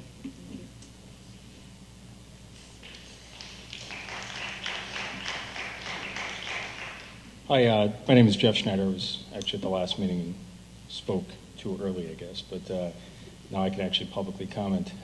So as I stated last meeting, I appreciate fiscal responsibility, but me as well as a number of people that are here tonight that I know have moved to Park Ridge because we have great schools. And if we don't invest in them, including making sure they're secure, our taxes will come down probably, and it will be because the value of our houses will come down, not because we saved $5 million on not securing our schools. So I think you need to really think about that. Even worse, what if there is an issue at our schools, as the principals have spoken about last meeting and we've heard tonight? That would be, the effects of that would be catastrophic on the community. From the last meeting, it's clear that that can happen here. And as a parent of 2 children and a third going through the schools, including a first grader whose room is literally 20 feet 20 feet from the entrance, and they lock the door every day, just in case someone happens to come in. I really hope that you would do everything in your power, regardless of cost, to protect these schools and our children. All 43 schools in the North Cook have it. So we can keep sitting here and debating it, but these schools have gone through this before. And unfortunately, we're a follower here, not a leader. So please don't choose frugality at the expense of our children's safety. Thank you.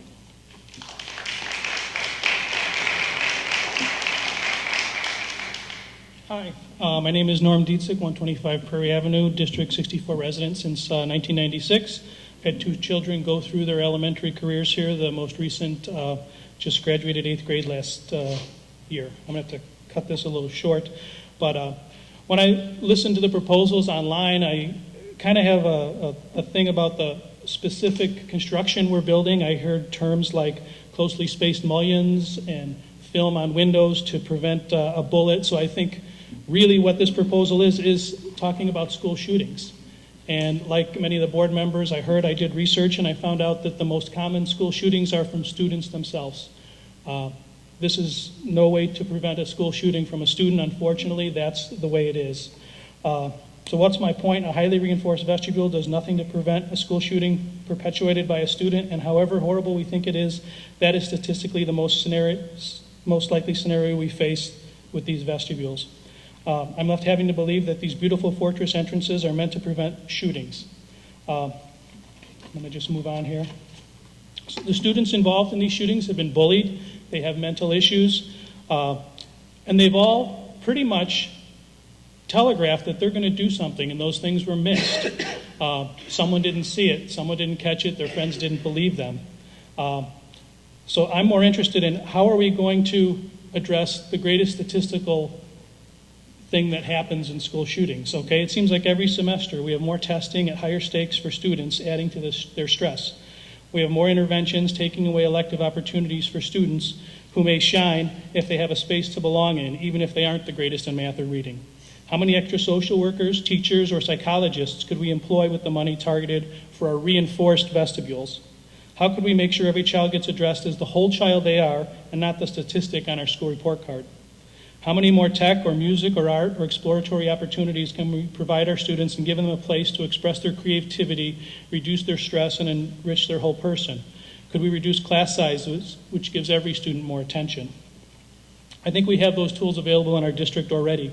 So could a reinforced vestibule stop an incident? Yes, it could. But I believe the majority, not the majority of them, which are unfortunately perpetuated by students. Also, as discussed in your board meetings, there are dozens of instances that are totally ineffective: before school, after school, recess, PE classes, concerts, and more. A reinforced vestibule is the easy answer. The true answer is much harder, but much more rewarding. The real answer is, and always has been, focusing on our students. The real answer is cultivating the whole child. I truly believe our resources in time, talent, and money are much better spent in developing our greatest resource of all, our students. Thank you.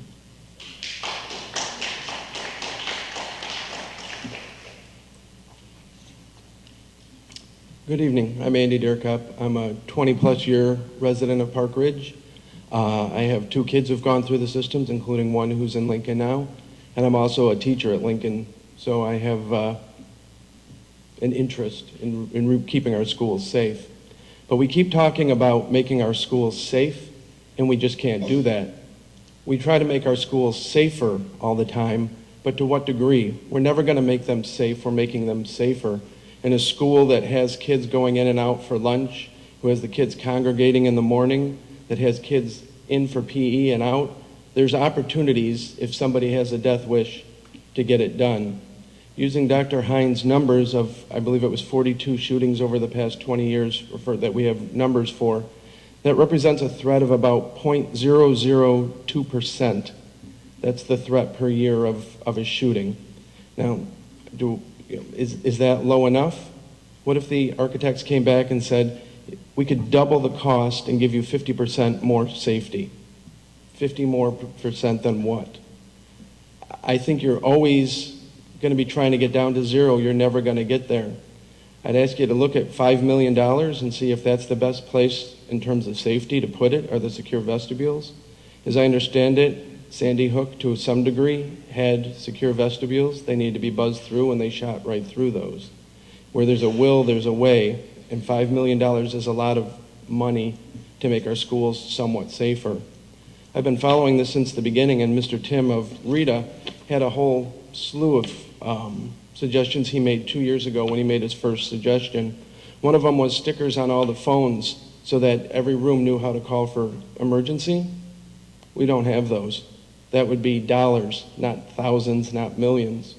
In Sandy Hook right now, they're getting criticism leveled at them because they didn't have locking mechanisms on the doors from the inside. We don't have those. Our substitutes aren't trained in what to do in case of an emergency, as they weren't at Sandy Hook, and those are the criticisms there. So I don't want you to think that I don't want our schools to be safe for my son's life, for my life, for all the kids I teach. I do. But we're not talking about safe, we're talking about safer. And I just encourage you, to consider $5 million to make it safer when we don't know how much safer that's going to be. If you do move ahead with this, as Mr. Sotos was saying, I encourage you to talk to the office staff and talk to the nursing assistants and get their input before we decide on any one of these, because I don't think they may have been given the opportunity to give input, but I don't believe they were asked, at least not at Lincoln. Again, thank you for your time and for the tough decisions you're going to have to make.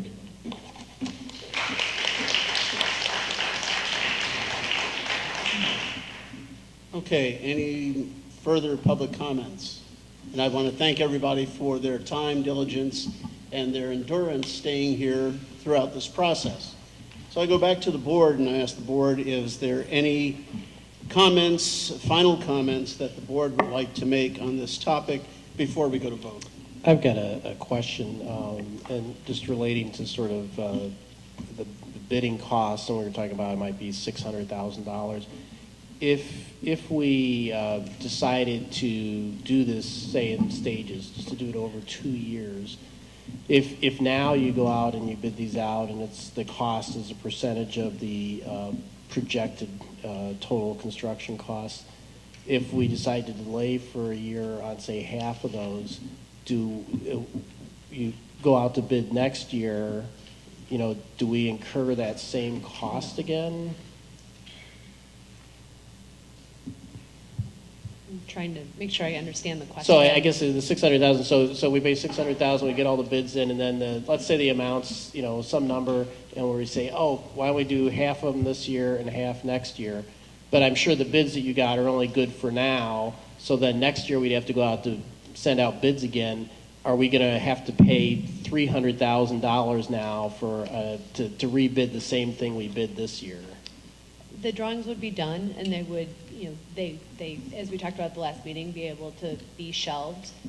If they did sit and it was a delay for a year, we would have to just review if there had been any code changes, but it's not, we wouldn't have to redraw them, and you wouldn't incur the same drawing costs. So the only increase from what I understand from your question would be if there was significant code change in that shelving period, we would incur the cost of having to redraw to match the new code. If the code hadn't changed, then there shouldn't be any additional, maybe minor, products reprinting change, or having to pick a new door lock because the Schlage we picked this year they don't make it anymore. So Terry, so there wouldn't be an additional cost from you guys or Nicholas or something, just to say, oh, bid those out again if you're using the same plans? For drawing time, no, there wouldn't be. They answered the question earlier where we don't pay for contractors to bid, we're paying for them to draw. Okay. So if we bid it to another contractor a second time next year, we're not paying anything for them to bid. They're actually doing us a favor because we're eventually going to give that, or we're doing them a favor because we might give them the job and they'll make money there. Thank you. So the one thing I do want to point out is when we do the bid, we're looking for economies of scale.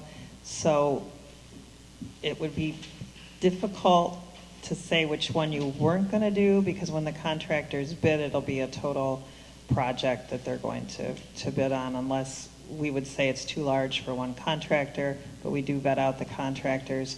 And so I am looking for economies of scale as far as we'll bid out a mechanical project, probably electrical, plumbing, general works. So it would be hard at that point to then say, now, because then we'd have to go back to the bidders and say, now, break it down, and that's not, I've never done that. And do you or Troy, I don't know if you know, or will there be one firm that could do 7 buildings all at once? Yes.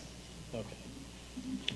If you remember, Papa Nicholas, when he was here, said one of the benefits of a larger job like this is that you're going to gain a greater interest because a construction company is going to see a substantial size job, which their past history has shown a greater interest and typically a better market for the bids. Right, but they will be bid out as separate packages. That's how I believe do what he said is construction. economy of scale. They're on site Correct. already. It's easy for them to go building to building. Correct. I'd like to make a statement before we go to. Oh, I'm going to give everybody a chance to make a Okay. statement. All right. But any more questions? And if not, we can go to. Just one or two quick ones. Sure. In terms of the plan, the grander plan that will be forthcoming, some community members brought up some important ideas here, particularly identifying some of the signs if a student, were to perpetrate something like this. I've always thought, I think Andy brought it up, the idea of the doors and the locking.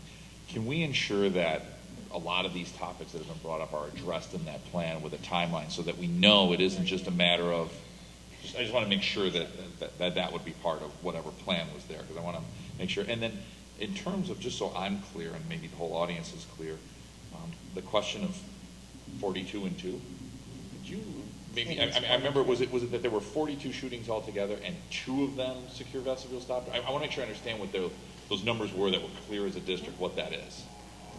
I don't want to speak for Dr. Paterno, so you Yeah, I pulled wasn't sure 2, that so you can reference cite was where you came up with 2. I can tell you that our statistics, when we showed them at the last meeting of the 42 schools, came from this little document here from Homeland Security. It's everything you need to know about safer schools and then some. And that was only up through, was the year 09? I think it was 09. So from 9 to now, to present, the numbers haven't been updated. We are looking to see what has transpired from 09 to 15. And those were 42 school shootings. We don't know whether secure vestibules played a role one way or the other. Okay. So one thing, if I can just say, going forward with our projects, we will be looking at a comprehensive plan. So this is getting us started on our first year of projects. Once they get going on that, this gives us time then to look at the other projects, lay them out by year, what makes sense to do when, and then we'll be walking the board through that probably once we get through the bid documents, start walking you guys through so that by next summer, you're going to have a pretty good idea of what we're looking at for, probably the next 4 years worth of work. Just so you guys know, I mean, this is not how we normally work. It's normally, 8 months to a year of talking to you about the projects. And so going forward, we'll be laying out the other projects for the board to look at. We have talked with buildings. We've heard their concerns, and we continue to talk with the buildings to make sure we're addressing their concerns either through this funding or through our operations and maintenance budgets. Any final questions? If not, I'd like to go to board comments. And I know several of us have some comments. So, Tom, would you please start? From here, you want me to go there? No, right there. Right there. Stay close to your popcorn. Yes. I personally, there's no question whether this district needs to do something for security. That has never been a question for me. I also don't accept any argument that says that any level of security that we do pass, whether it's a level that I want to be at or a level that the board wants to be at as a whole or the level that people here that have spoken want to be at, any type of security is an added benefit to us. The cost is definitely something that I consider. I don't weigh the cost to the security of the kids. I weigh the cost to what we're getting for that price tag.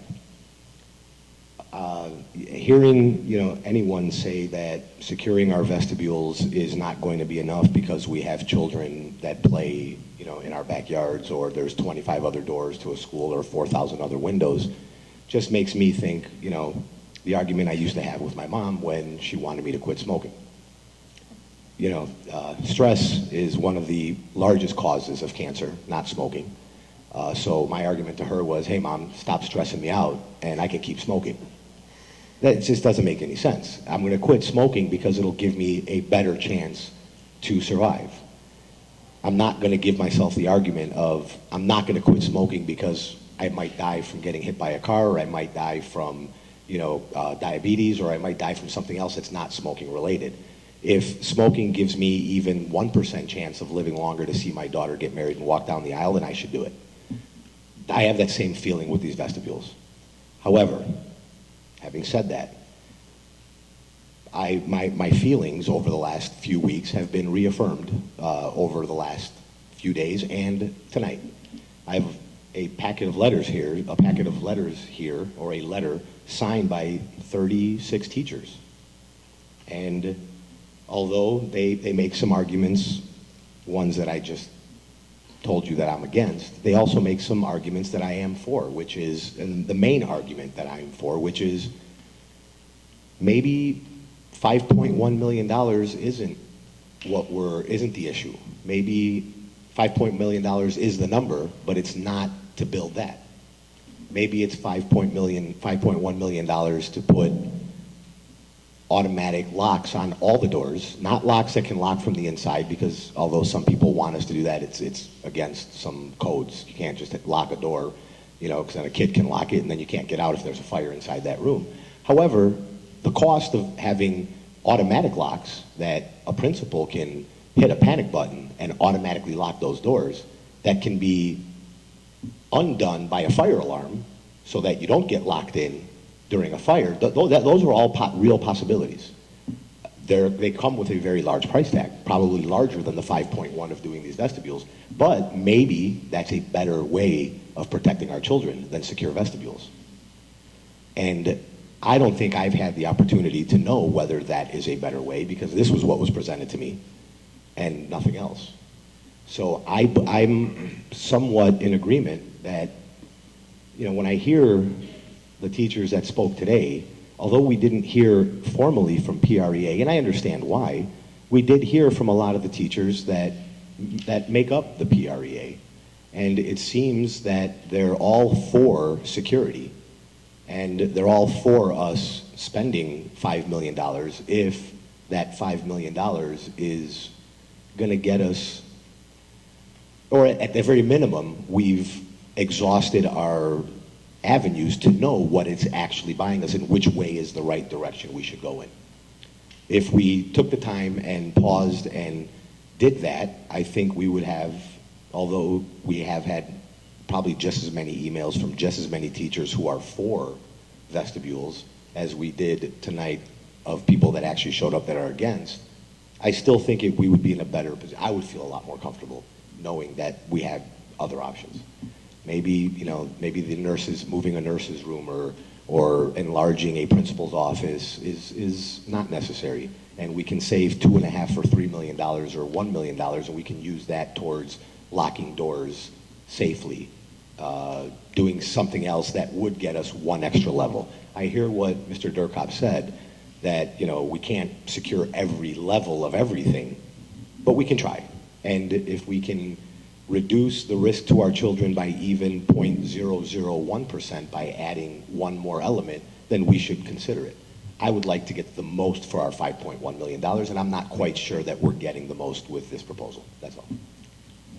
If I could just make a response, Tom. At Sandy Hook, I've heard the mother speak twice of one of the victims, and she indicated that the secure vestibules didn't stop them, it slowed them down. So when they came through the door, the office was able to pull the phone down and call 911.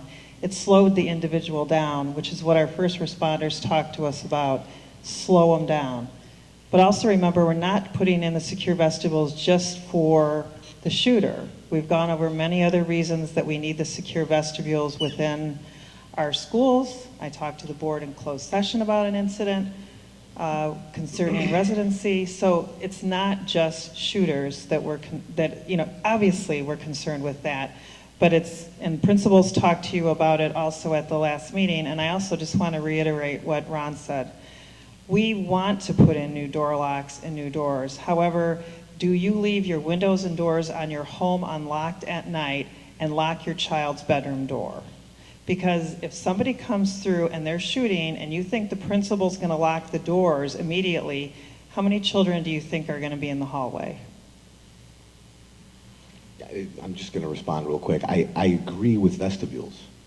I think they do slow people down enough.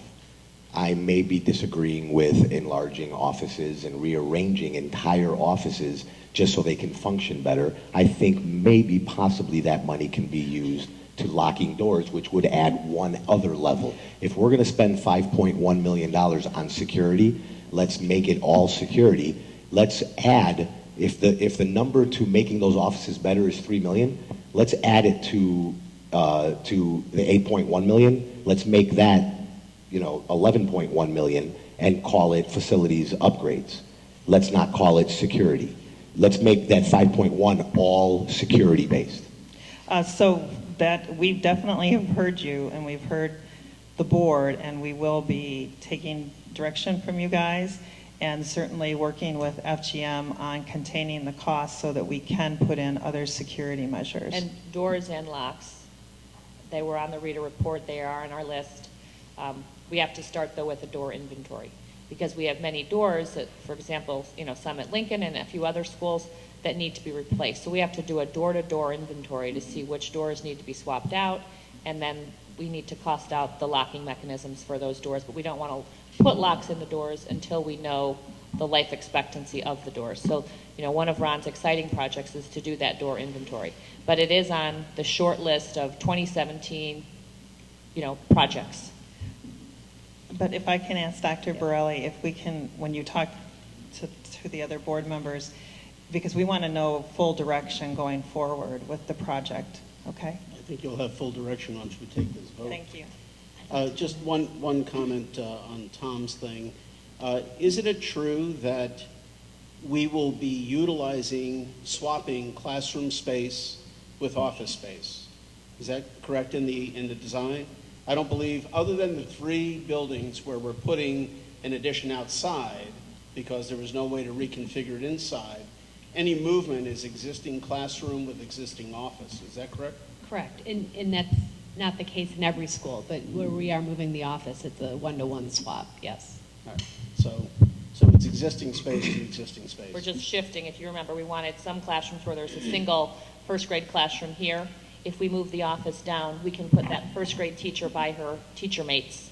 So all the first graders are in, a contiguous space.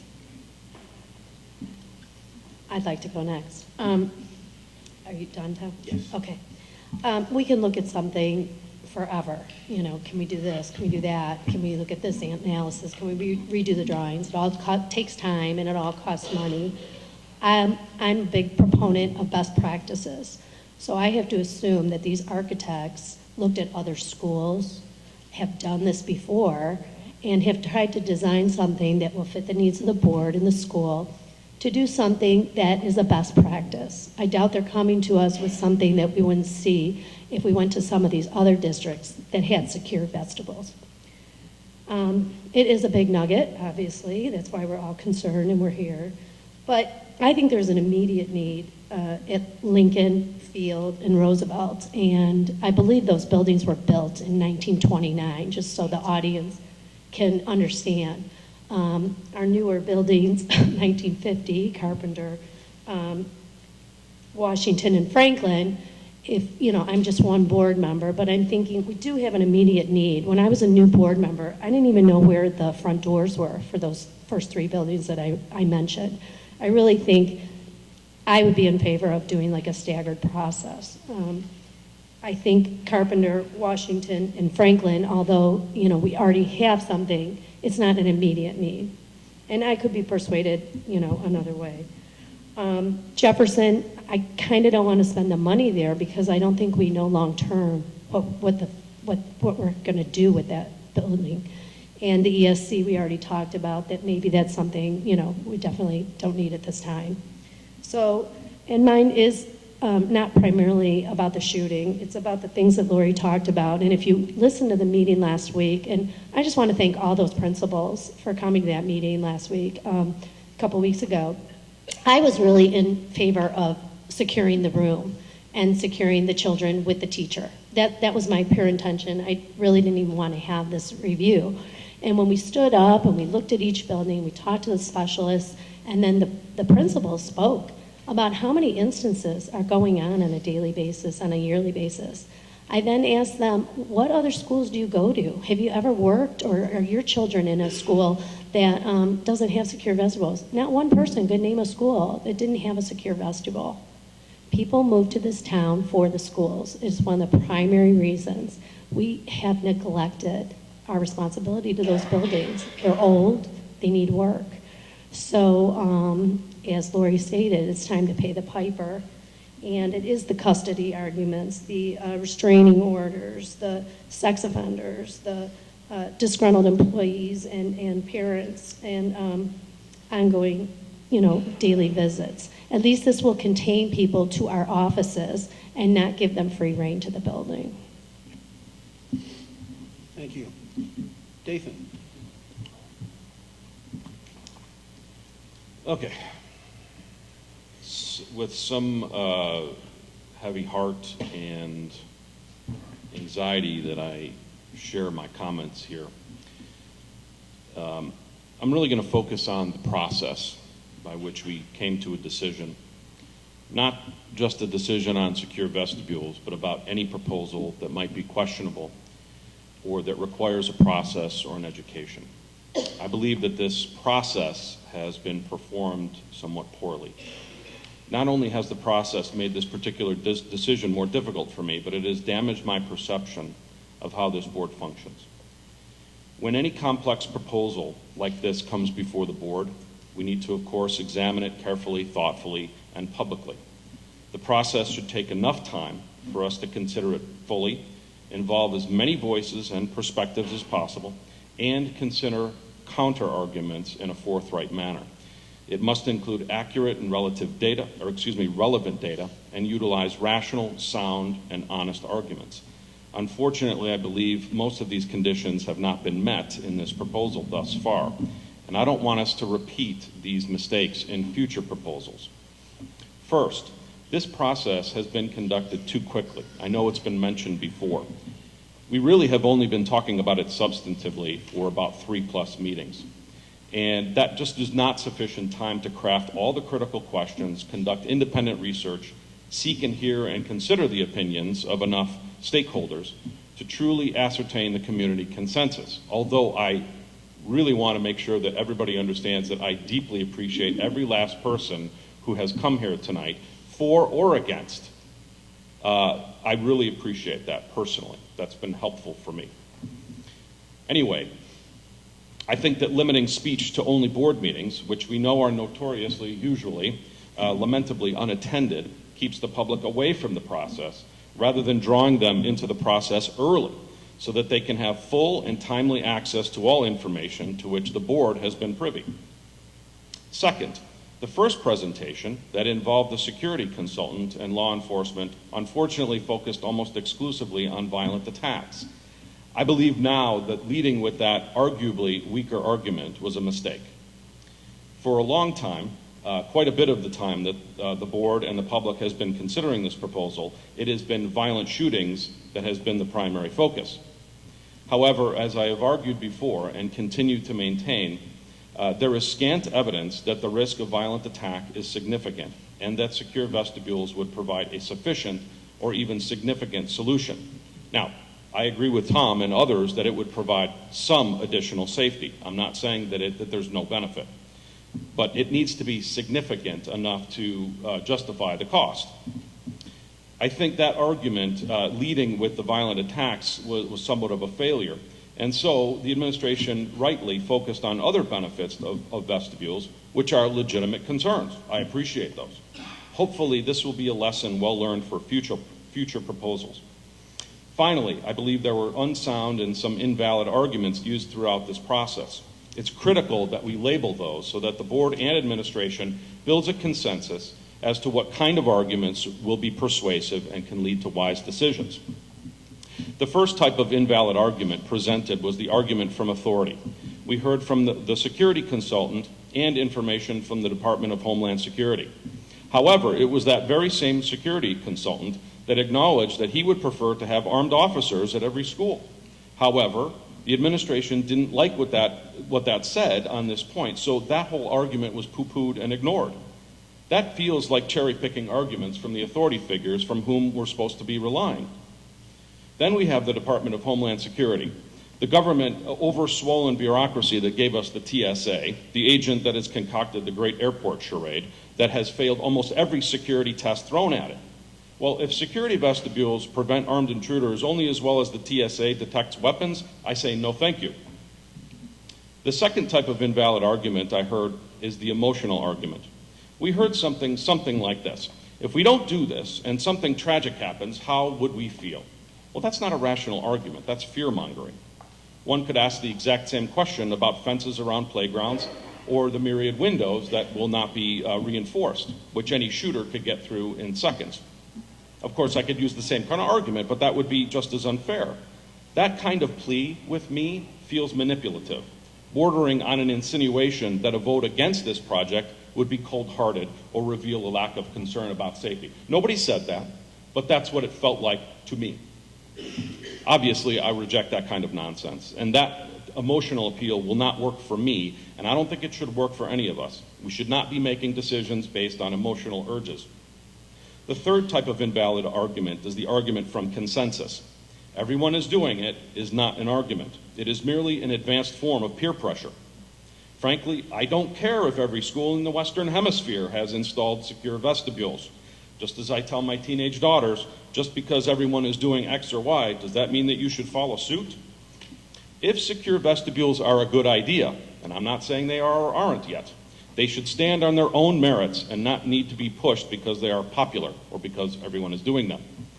The fourth type of invalid argument is the argument that utilizes unsound data. And this is where we get to the 41, it was 41, not 42, school shootings or violent attacks at schools during a given time. That was a misleading data point. And I've heard that not just here, but a lot of different places, 175 school shootings. Okay, Mr. Johnson, you pointed out that the actual number of relevant school shootings is 2, because the vast majority of violent events or school shootings on that list involved a student or teacher bringing a weapon into school, or some random kind of event where gangbangers were just happened to have their foot on the school playground, and it had nothing to do with students or breaking into the school or anything like that. But actually the number is only 1, because during that period that we were hearing about was prior to Sandy Hook. And the only incident that was relevant was the Amish, and they barely had doors. So I even think that that's not very relevant, okay? So there are very, very few of these that are even relevant to this. So the actual data point was 1 or arguably 2, not 41. But here's where I got concerned. But Bob, when you confronted the administration with that data point, the response was, but I wanted to have more than 2 in there. And my question is why? Why would we want to present a number much larger than the accurate and relevant number? I'm not going to jump to conclusions, but I stress that misleading reporting is deeply concerning to me. It calls into question the validity and the accuracy of all the other data that we heard during the process. And that's very disturbing. Then we heard an answer to one of Scott's excellent questions about the other access points to the school. He seems concerned, as I am, that students and others continue to enter through other doors, rendering the school vestibules meaningless. We were told by at least one principal that all people enter through the school building through the front entrance. However, then we've heard from some teachers, and I've heard personally, that that's not at all the case, that students and adults enter and exit through multiple entrances throughout the day and or week.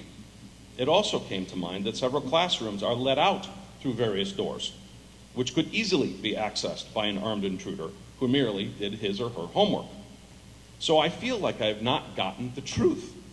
Again, I'm left with severe doubts about who is giving me accurate information about the state of affairs in my schools. I can't make a solid decision based on inaccurate information. Now, the administration made some excellent, important, and rational arguments about controlling the flow of visitors. This was very helpful. In the end, I'm very willing to consider and will always respect sound, honest, and accurate arguments. The administration needs to limit their arguments and presentations to these if they wish to secure my support for this or for any proposal. I assert that this is the standard we should all have for being persuaded to spend any taxpayer money, much less millions of dollars of taxpayer money. Presently, I am unconvinced that this is the best decision for our district. I cannot in good conscience state that a vote for this proposal reflects sufficient knowledge and accurate information. Because of the massive dollars required, I need strong evidence that this is the consensus of the stakeholders, the taxpayers, the staff, the parents, and even students, that this would be the best thing for our district. This is why I believe this decision should be directly decided by the voters in referendum. I will not vote to go ahead with this evening. However, if the will of the people demonstrates support for this project, I will be more than happy to support it. I suggest we not vote to approve right now, but vote or arrange to send this to the ballot box as soon as possible. If the administration feels, and I know that they do, that this is that important, they will make sound, valid, and accurate arguments to the voters of Park Ridge-Niles and can win their support. Then and only then do I believe that this can be a decision for the people and by the people. Thank you.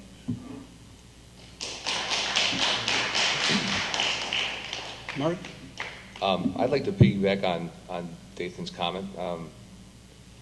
I've gone back and forth on this issue myself quite a bit. I'm a very strong proponent of keeping our kids safe, and I was very much for the vestibules.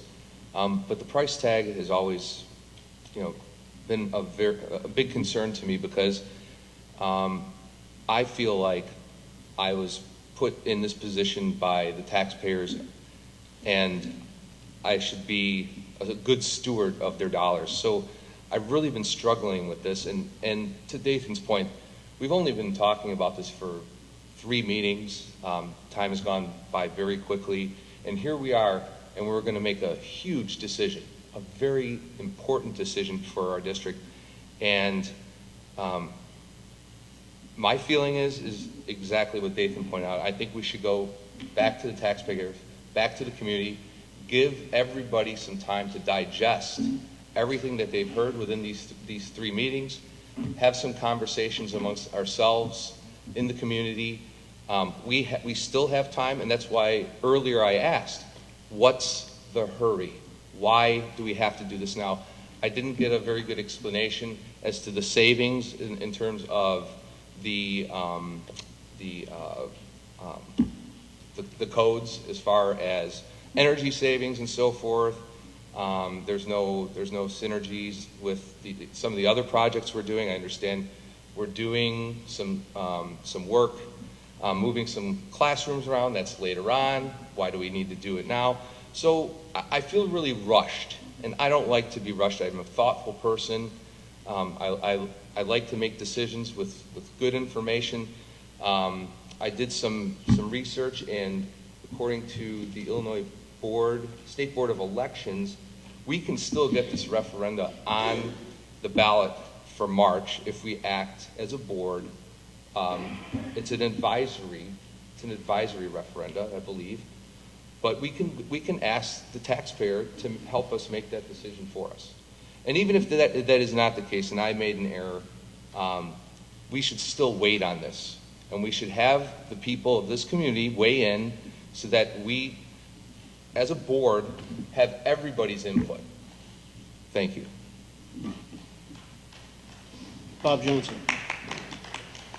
Well, I don't have as good a prepared comments as maybe some others, but I guess, first I'd like to start off and say that I know that people have put some great work into this, project, and that I know that there are the best intentions for everyone involved. So I certainly admire the efforts, the concern, for safety, and I don't want to detract at all, or from what people on our staff and others have done.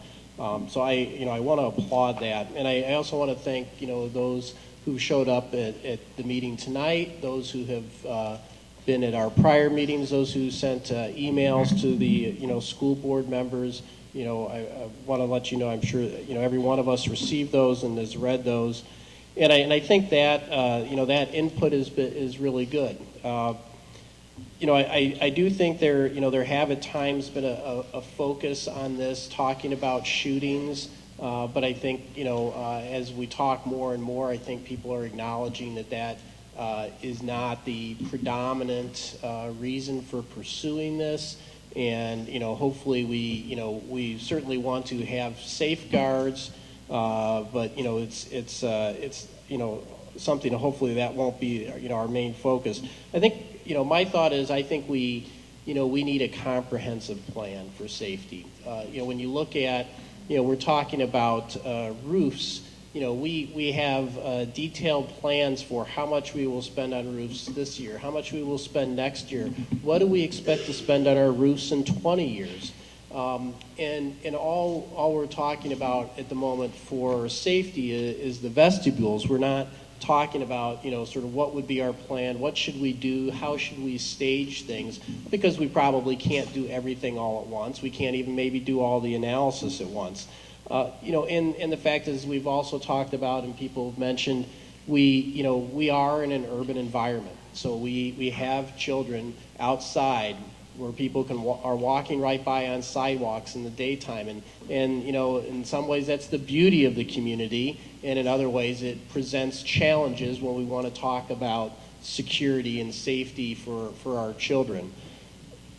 I did hear the word, people on the board have mentioned, people who, have come up and speak today, talking about being rushed here and looking at this decision on these vestibules and $5 million of potential expense. I do believe, as Dathan, I believe, mentioned, we should try to not, make an overly emotional decision here and try to make a decision that's in the best interests of our children and our district. It's my, thought that if we do something more comprehensive, I am sure that secure vestibules will be a component. And so that's, I guess, one thing that, I kind of think about is I think we will be back at this point. I'm not sure the nature of what they will be, but I'm sure it will be, as I think Tom mentioned, it will be an enhancement on what we have today. With respect to the couple of comments about, referendum, I don't know if that's really a path I would be in favor of. I think, we have forums like this for people to, share information. I'd ask, if we're going to do a referendum on that, why aren't we doing a referendum on roofs? We're going to spend more money on roofs than we're going to spend on this. I think, the members of the board here, were elected by the district to, help provide, guidance as best we can for how the district should be run. We have been openly seeking community input, and I'm very glad that people came tonight here. I'm hoping that we can get more. I'm hoping that we can involve more people, whether it's teachers, nurses, people that have voiced that they have thoughts on maybe things that could be done. And in the end, I don't think we're probably not. Everybody's not going to get everything that they want. We will have trade-offs. We will have things, but I think that's I think that's what the reality of the situation is. So in closing, I guess I'd say that I personally I would be in favor of us looking to craft a more comprehensive security plan with some thoughts and how we could pursue that and what we should prioritize in the costs, and then sort of go forward from that point. Scott? Wow. I don't really have very well-prepared thought. I tried as hard as I could tonight to come with a completely open mind and listen to what everybody had to say. I think, Bob, you said it very well. I have from day one, I think the first minute, my first question out of my mouth was about a comprehensive plan. Because the question that always bothered me was, if you had $5 million to spend on making our kids secure, what's the best way to spend it if that's all you had, right? That's the way I want to look at this a little bit. And I appreciate that we went to the experts, and I believe we went to the experts. We brought our first responders, but we only brought the police. Part of me was saying, what about the fire department? Should we sprinkler rooms with that $5 million? Are there other things we should do? So that comprehensive plan has been nagging me from day one. And tonight was a wonderful first step in getting some illumination as to what that might entail. But I don't know that it has as much thought as I'd like it to have at this point. And Bob, you had said, you know, I'm sure secure vestibules will be a part of whatever we do, and I would agree with that. I got a feeling that that's just coming our way. The shooter argument, I think it slows them down. We've been hearing a lot about it. I guess one thing I want to thank the principals for coming forth so candidly with the challenges they face in managing the buildings on a day-to-day basis. I honestly didn't appreciate it to the level that I do now as a result of that, and certainly not to the level I need to and what you're going through. But that really did help frame the issue in a way that said this is about more than that. This is about effectively running our buildings every single day. I think that's really important. You know, like I said, I have gone back to this plan. I think, you know, Mark, you brought up a really good point, and I think others have sort of seconded it in the sense of, is it absolutely positively something we've got to do right now? Or should we think more broadly about putting together that very, very thorough and detailed plan with input from everybody? I think that's a really, you know, intriguing idea. In terms of the other topics that have been brought up with the, you know, the referendum, I'm not sure that I would support that idea, not because I don't want to hear from the taxpayers, I desperately do, but I think that we've been elected to be the ones who educate themselves and try to get some knowledge here and represent them. And so while I wouldn't stand in the way of it, I think that by having forums and surveys and things, we can get a lot of that way without going to another process. I guess there's one thing, you know, I am a little disappointed in here is I'm having a really hard time, and maybe we'll get this if we go forward in one way or another. I'm having a really hard time understanding the teacher's position on this. I've received as many teachers saying for it as against it. This is for the protection and for the well-being of the teachers as well as anyone else. I guess I would really look to see if the PREA could get their members together and say something to us. I think that's really important. I'd love to hear that because I really want to know what the teachers collectively are thinking, or at least their agents and representatives. I think that's important to me at least. So I guess those are my thoughts. A lot's been thrown at me very quickly, and you know, I've probably been on both sides of this about 100 times deciding. I honestly, you know, have flip-flopped a lot. And I don't think that's a bad word, right? Over the last 10 years, that's gotten a bad connotation. I've listened to arguments and heard persuasive arguments both ways. So it's a very challenging thought, but I guess I would like to, at this point, have seen a little more meat in the plan. So I guess I'll leave it with that final statement. Okay, finally, my thoughts. First, a couple of comments on some of the things that I've heard. I've heard about a comprehensive plan. I think we have a plan provided by Rita Security, and number one on that list of Rita Security is secured vestibules. We don't have a comprehensive plan, and a comprehensive plan to me includes safety of staff and children on the outside of the buildings and on buses, and you know, getting some more panic buttons and things like that, but we do have a plan, and that was provided to us by Rita. I've heard now referendum talk. This was mentioned at least a meeting ago, so I did a little research. I don't know anything about referendums, but I looked into it. I found an article by John B. Murphy of Rosenthal, Murphy, Koblenz, and Janega. Why do law firms always have everybody's name on them? Of Chicago, entitled Understanding the Uses and Limitations of the Advisory Referendum. It turns out, and one of the references was the Chicago Board of Education referendum that went to 26 of 50 districts, or whatever you call them, in Chicago. Wards, thank you. And it overwhelmingly came back, but that was an attempt to determine ongoing board policy. And indeed, it seems that advisory referendums are referendums to get advice on changing policy.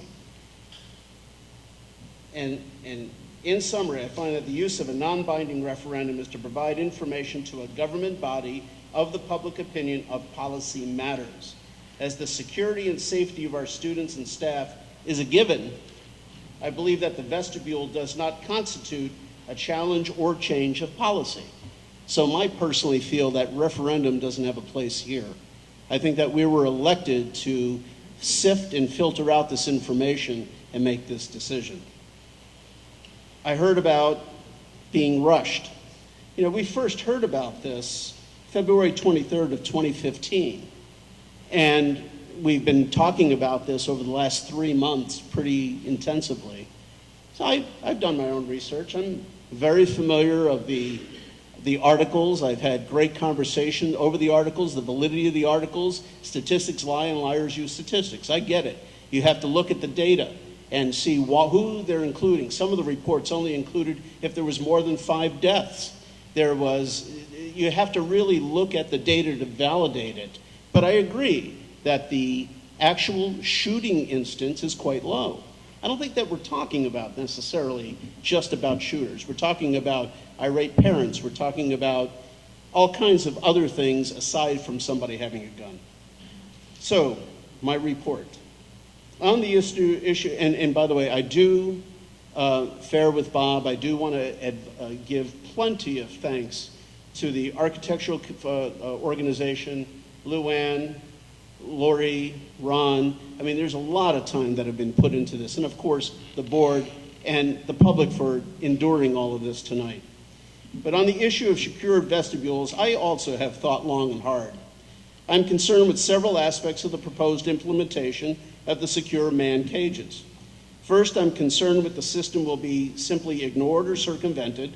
I certainly do not want to build a white elephant thinking that by building these, we're doing all we can do without a plan to enforce the proper practice and use and a plan to develop safety in other areas of obvious needs, such as outside the buildings.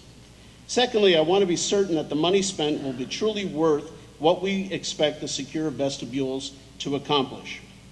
However, several points also developed over time as I initiated this back in February of 2015. Point number one, as I got deeper into my thoughts, I realized that as a byproduct of construction, we will create a better learning environment at many of our schools by clustering classrooms. This activity will need to be done in 4 years anyway, and at a higher price, as we flesh out the master facility curriculum development. After hearing number two, after hearing the principal speak of a number of discerning, non-shooting instances not reported to the board that have occurred over just a few past years, I'm concerned as to what we would ask of our staff and administration to do should an event get out of hand. The vestibules can sequester and slow, not stop, imminent threat. Third, FEMA, Homeland Security, police first responders, and security experts all recommend the vestibules as a first layer of defense to an outside threat, something we do not have. 4, all other districts in North Cook 40 have or are in the process of having these. What are we missing? What do they know that we don't? How do they control their entry into their buildings? They have vestibules.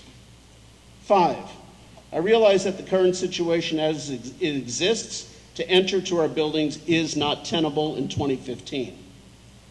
7, or 6, whatever number I'm on. Prior to 2 years ago, we had no security in place for our buildings whatsoever. Since then, we have added several layers. I'm proud to say that we've done that. We have a long ways to go. This is part of it. On the issue of the doors, I certainly would like to see it included in the comprehensive plan, but we've also heard that there's a lot of folks in transit, outside. Securing the doors with a universal panic lock may not necessarily be the answer.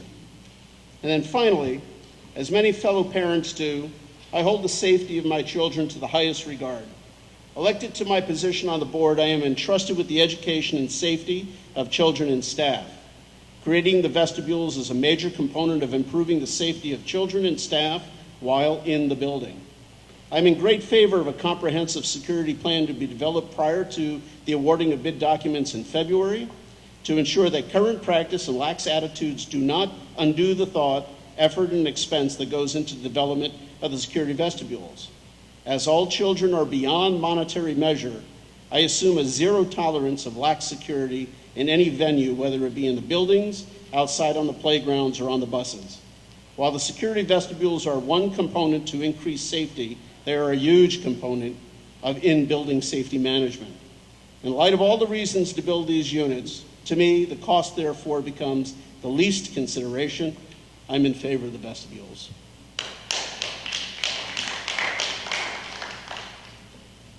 Now we'll go and take a vote. So if I can have a motion, please.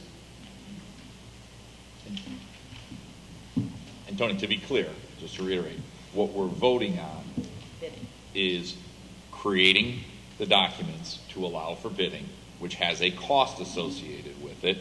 That is a percentage of the entire cost. It is not the act of it. And as you had said in your document, the more comprehensive plan could be a requirement before further stages. These documents would have a shelf life, and should we decide to do it a year or so from now with more information, if you think secure vestibules are part of it, those documents could be used, although we run the risk of inflationary costs for the most part, or the risk of code change. One of the benefits of getting the bids now is that we'll have a very, very, very good idea of the final cost of the project. Precisely.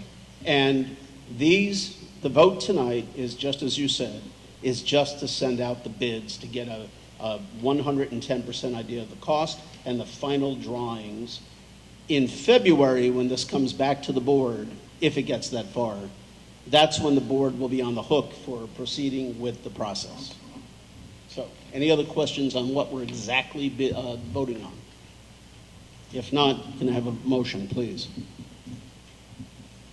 I move that the Board of Education of Community Consolidated School District 64, Park Ridge-Niles, Illinois, approve the preparation of construction documents for bidding of vestibules office renovation for summer 2016 work. Thank you. Is there a second? Second. Okay. Starting with Tom. I'd like to make it clear that I will be voting no. However, I'm voting no because of the proposal, because of what we're actually voting on. I want vestibules. I may not necessarily want recreation of offices, and I might want a cheaper version of vestibules because I think vestibules will work. I just think we might be able to use the rest of the money recreating the offices in more security measures. I heard many people have the same feeling, and I also feel that maybe we could slow down a bit and make sure we get this right. So my vote is yes to vestibules. My vote is no to the motion. To the motion of spending close to $600,000 or $300,000 on plans that are going to be drawn up based on that proposal. So I can't vote yes for that. So my vote is no. Dathan? No. Scott? As long as there's a comprehensive plan, aye. Forthcoming. And my next vote will require it. Aye. Yes. Yes. So I guess I have a question. When are you expecting that there would be a comprehensive plan? At least prior to the next vote is what I just thought of. That's right. I think Tony's there too. Yep. So do you want to We say would something? need, February? yeah, we would need some time to put it together. So I would say at the January 26th meeting. We have 2 meetings in February. And then the documents will come to us. The over 22nd of February. Yeah. They would not come back to you till the 22nd of So we'd like to have a February. plan by the end of January. And or certainly in at the December, latest we the can first. give you guys an update on kind of, I mean, we've already been putting a lot of thought into this, so we could certainly give you an update in December and then through Lori's Friday memo to the board also. And would we be seeking more input from our teachers or Well, the next step with nurses or- FGM would be to do that, correct? To continue to refine. So do you want to talk just a bit about that? Yeah, the next steps would, exactly as you said, to continue to refine, to have the discussions with the staff of the offices and any other school personnel that the principals would like us to talk to. So just to give you the dates, the comprehensive plan, which is critical, would be to the board January 26th. We'd be back for the bid vote or approval of the bid February 22nd. And then we have one meeting in between that. What do we February do, the 8th. February 8th. Yeah, I guess I'm torn a little bit like Tom was on the design, but I'm going to vote aye. And Mark? Well, let me just start by saying that thank you, everybody, for your input. Before it looks like we're going to be spending $300,000 that we might not want to, but my thought is hopefully the community will still come together and still speak out about whatever side you're on, because we have a couple months until this is going to come to fruition one way or the other. Also, I'm looking at this as something that is apart from roofs and life safety and so forth. I see this as a separate issue, and that's why I've been adamant about going to the taxpayer and talking to the community about this. So I guess I'll just conclude by saying my vote is no. All right, it is 4-3 in favor, motion passes. So you have, your marching orders, so to speak, would be to comprehensive plan, and by the end of January, the board will discuss that comprehensive plan. Hopefully, we will have the bid documents, we will have the bid documents by first meeting of February, and We won't have the results of the bid ready till the 22nd. the 22nd. Okay, second meeting. And then we can at least discuss the comprehensive plan perhaps on that first meeting? Yes. Okay. And then refinement suggestions from you, the 8th, we can bring it back, the 22nd of February, we can bring it back again to continue to refine the plan. Exactly. But our initial presentation to you will be the 26th of January. Okay. Next item on our agenda is located on page 26. And I'm going to get there in a second. Do we have to do the getting appendix that six? construction. We need a health, life, safety, critical infrastructure action item? You know me and this computer. I mean, You want me to read the You're motion? right, that's where the motion is. yes, I the motion guess, is right. But we haven't had any discussion at all. Right. And I think, actually, the discussion starts on page 16. So, Okay, I'll make it fast. Yes. I'm sorry, guys. I put in obviously a little bit of the history of what we've been talking about. And then the other projects we would be doing over the summer were identified in the Health, Life, Safety, and Master Facility Plan. And they total about $2.4 million. And I attached a spreadsheet with the breakdown of that work. I figured this was the best way to give it to you than try to do a narrative where everyone would get lost kind of going through it. So some of the things that we'll be addressing is, as we had talked about, is mechanical work at some of the schools along, in conjunction with the construction of the secure vestibules. One of the big projects we need to work on is replacing our exterior security lighting at our facilities, which could also be considered in the comprehensive plan. Side note, was at the Master Facility Conference, talked with somebody that works with DECO, Department of Commerce and Economic Opportunity. They should be up and running again soon and ready to accept grant applications for energy efficient projects. I know this district has accessed it before, and I have been a heavy accessor of it with my geothermal projects, and Ron and I are very well aware of how these grants work, so we'll probably be working with 360 Energy Group again. We do not pay them. They are paid through the Metropolitan Mayor's Caucus for running for their company and basically helping school districts, municipalities, and that for these type of grants. We have some additional, as you can see, like roof ridge vent works that go along with roofing work. As we had talked about, we have masonry work, and some of the pictures that FGM provided you shows that. We have talked a few times at board meetings about spalling bricks, so we'll include that. Lincoln Middle School, we will be replacing windows in there also. And also at the ESC, we have talked about the condition of the masonry work at that facility, which is in desperate need of being done. So some new exterior doors you can see, which really would be within your health, life, safety, that we do not have the correct size doors for the occupancy of our facilities. Once again, all projects that we need to do as we work to bring our schools back up to where they should be. I can cut to the chase. When I looked through your expenditure sheet on page 18, I noticed for the Hendy Center there was a $348,000 expenditure for primarily clean efflorescence and repair and patch existing potholes. Really? A lot of that money is being spent, it will be tuck pointing. So it's not, if you look at the brick on the building, the tuck pointing is like completely gone in a lot of places. So it's not just that. Oh God, no. And the chimney, they said, is about 1 year from going. Okay. Well, that clarifies. And right.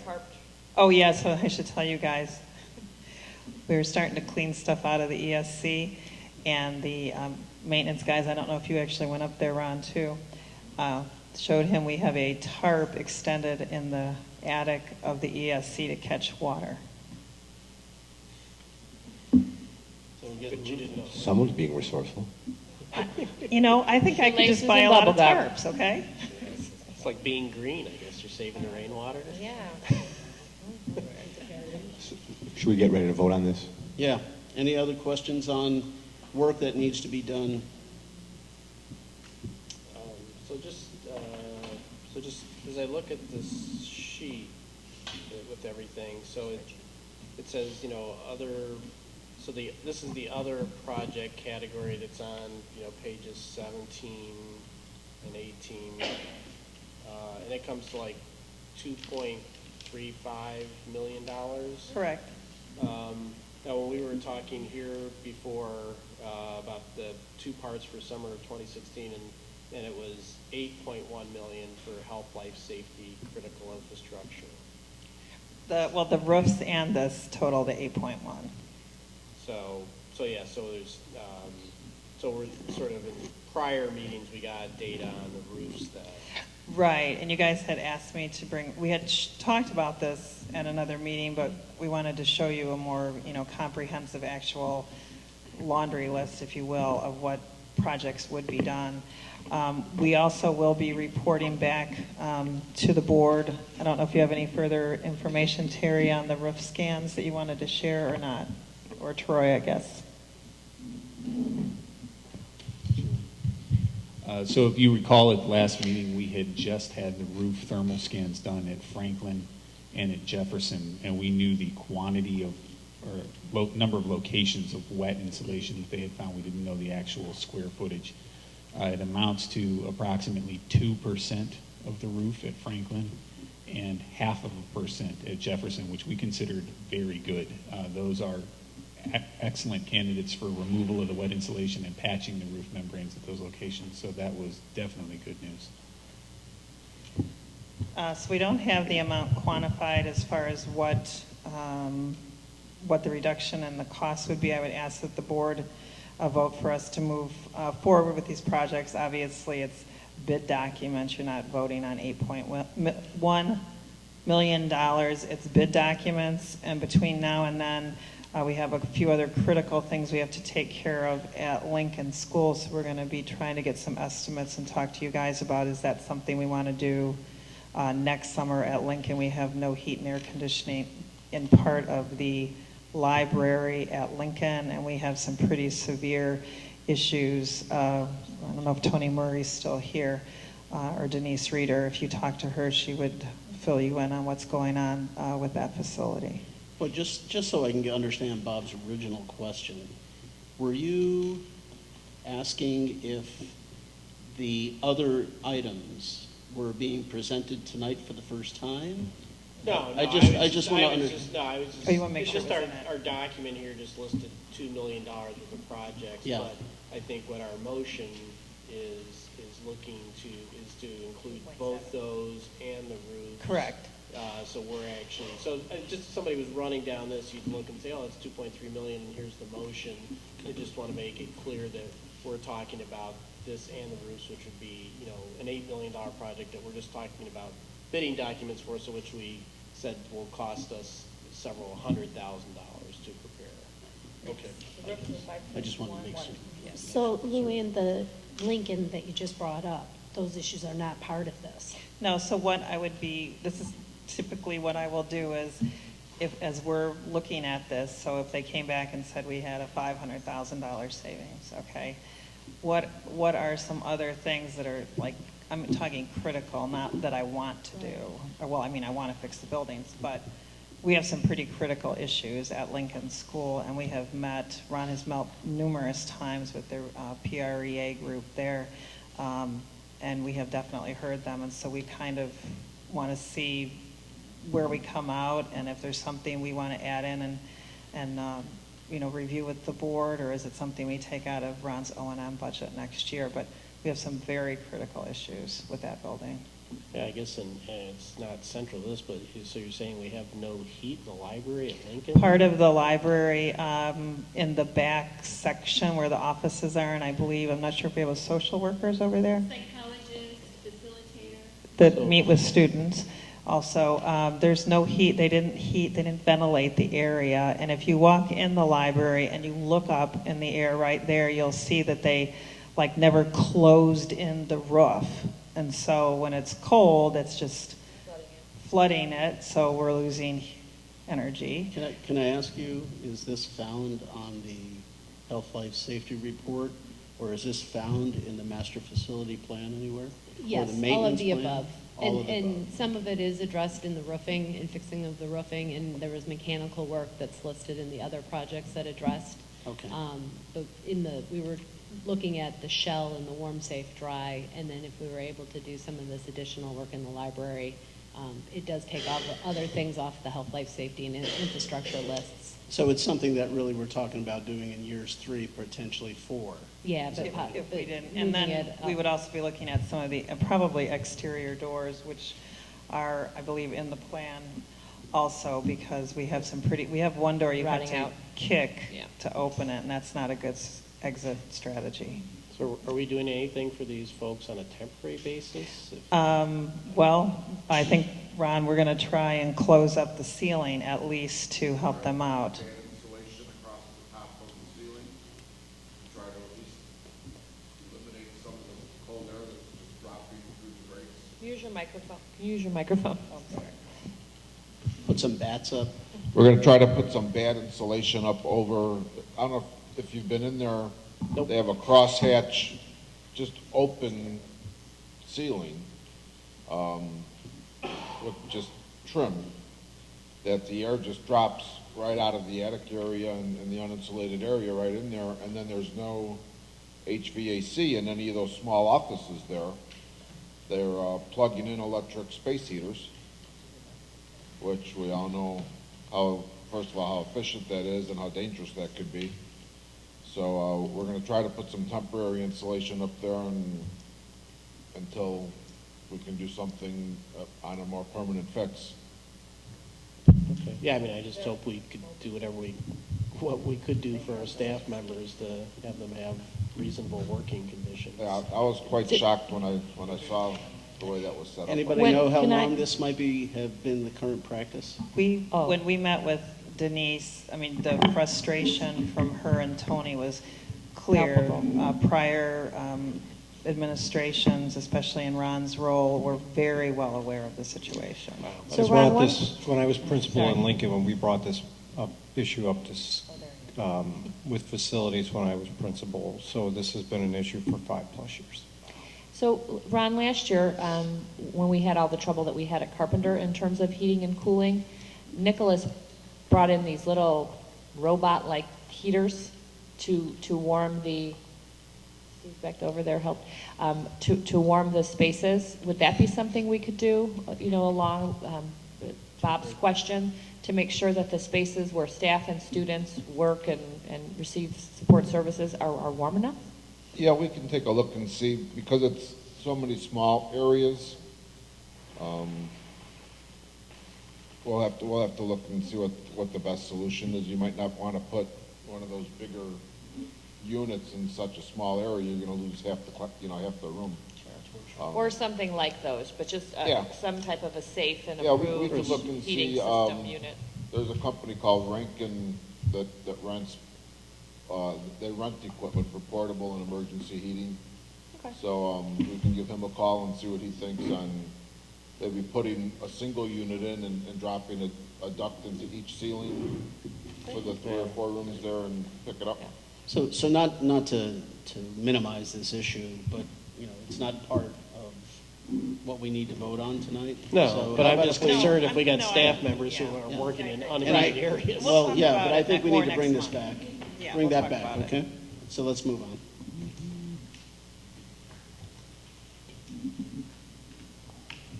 All right. Any other Ready? comments?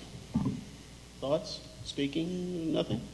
All right, we've had enough discussion on this. Can I have a motion for the, I'm on the wrong thing. Can I have a motion on the construction documents for the bidding of health, life, safety, critical infrastructure work? I move that the Board of Education of Community Consolidated School District 64, Park Ridge-Niles, Illinois, approve the preparation of construction documents for the bidding of health, life, safety, and critical infrastructure work for the summer of 2016. Second. Can I make a quick comment? Sure, absolutely. The reason why I don't suggest that, even though this is a bigger ticket item, the roofs plus all of this stuff, $8.1 something million, why I don't even suggest that this goes to referendum, it's because it's not. I don't think it's a contentious issue. My sense is that we have a consensus, if not unanimity, about this issue. So I don't feel anywhere near the emphasis to go to the people when I think we're all on the same page. I feel very comfortable with this vote. So. I just want to differentiate the two. Oh, and they're absolutely different, no question. Any other comments? And if not, Mark? Yes. Aye. Aye. Yes. Aye. Aye. Before I vote, I just want to make a quick statement about my vote. That's unusual. My vote is my vote is yes, and the reason it's yes is because this, unlike the vestibule issue, we're voting to release them to spend another $300,000 on drawings. However, these drawings are clear. It's roofs, it's drawings for this, and this, and these are items that, as you've said, and rightfully correct so, we cannot keep deferring maintenance on these buildings. If we continue to use this deferred maintenance plan, we're going to lose the buildings, and future boards are going to have to tear these things down and rebuild them, and our district can't afford that. So we need to start fixing what probably should have been fixed over the last 20 years. Easily. And it's a painful decision to have to spend $8.1 million, and one that we're going to have a lot of residents that aren't going to be happy with, but it's a must. These buildings cannot be deferred anymore. They have to be addressed. And once they are addressed, and then we move forward with a plan that continues to maintain them as opposed to deferring the maintenance, it will be a yearly cheaper ticket that is easier for the board to resolve. So we are straddled with the difficult decision to have to spend this 8.1 million and then another God knows how much thereafter. But it's one I think this board is willing to take on, because our buildings need it. Yeah, Tom, I appreciate yes. So it's 7-0, the vote passes. But I do want to say, Tom, I appreciate your thoughts. Prior board, when we allocated $19 million toward the rehabilitation of several of our buildings, Franklin and Washington and Lincoln and Carpenter, and I mean, we had the same discussion and same realization that buildings had been neglected, grossly neglected for 5, 10, 15 years. Basements would be flooded with 3 feet of water. Luckily, we've been able to address those and we fixed those. We're moving on, and we're going to take care of this now too. So, all right, next item is the overview of McKinney-Vento homeless requirements. Tony, may I ask for just a quick, while we do this transition, maybe a 5-minute break? We've been at this for a bit. Oh, yeah. Do you mind? Wait. I know. No. Thank If you. it's okay with everybody, we'll take 5. All right, on page 27 of the board packets begins the discussion of the overview of McKinney-Vento homeless requirements. Please.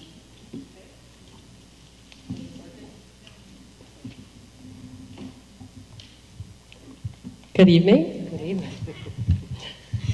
Tonight, we're going to share with you some information about our district's responsibilities for homeless children and about the McKinney-Vento Homeless Assistance Act of 1987. 1 in every 45 American children are homeless, and the recent recession has caused a 50% increase in students identified as homeless in school districts throughout our country. Our goal in school is to provide some stability for these children so they can continue to learn. Suburban Cook County makes up 48% of the McKinney-Vento eligible students in the collar counties, according to the Chicago Tribune. And the largest increase in the number comparing to the last 3 years was Suburban Cook with a 55% increase. Bringing it home, here in our district, we have 185 students this year that qualify for fee waivers. Poverty and homelessness are closely linked, as families with limited resources frequently struggle to pay for housing, food, childcare, healthcare, and other things. And often, housing, which is a large ticket item, must be dropped to cover other necessities like food and healthcare.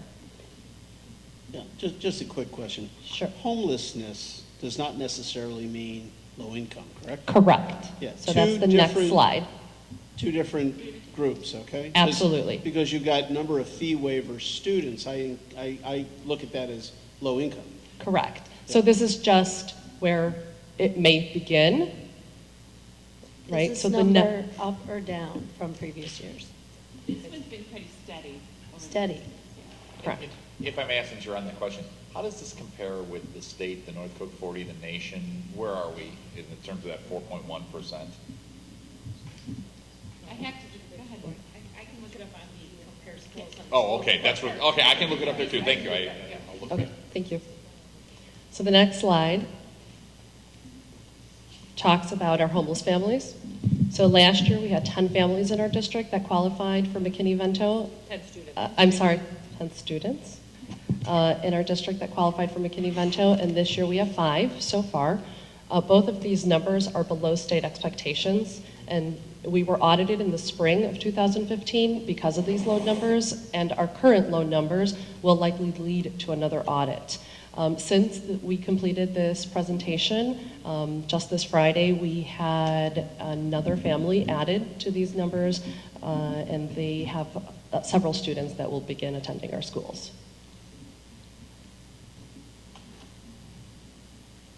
So difficulties keeping up with monthly payments cause instability, and many times families bounce back and forth between temporary stable housing and homelessness.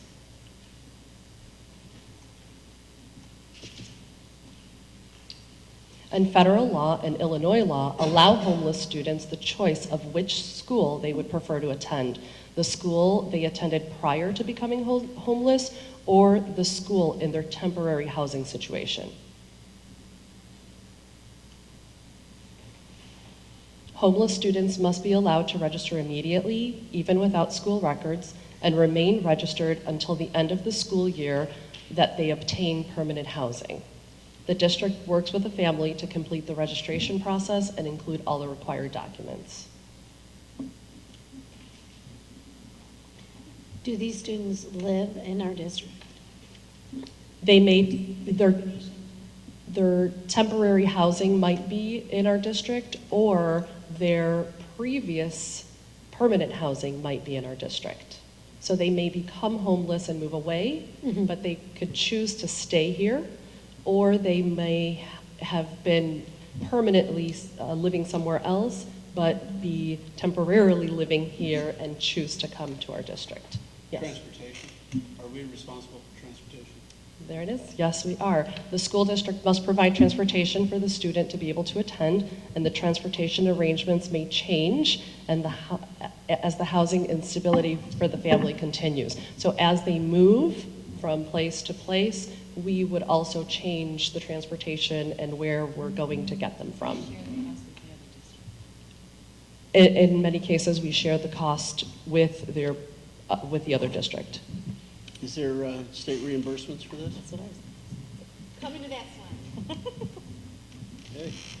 And sometimes the family might find temporary housing many miles away, and the transportation must be arranged for the student to continue attending our school. So in one of my previous experiences, we were transporting a student back and forth to Elgin.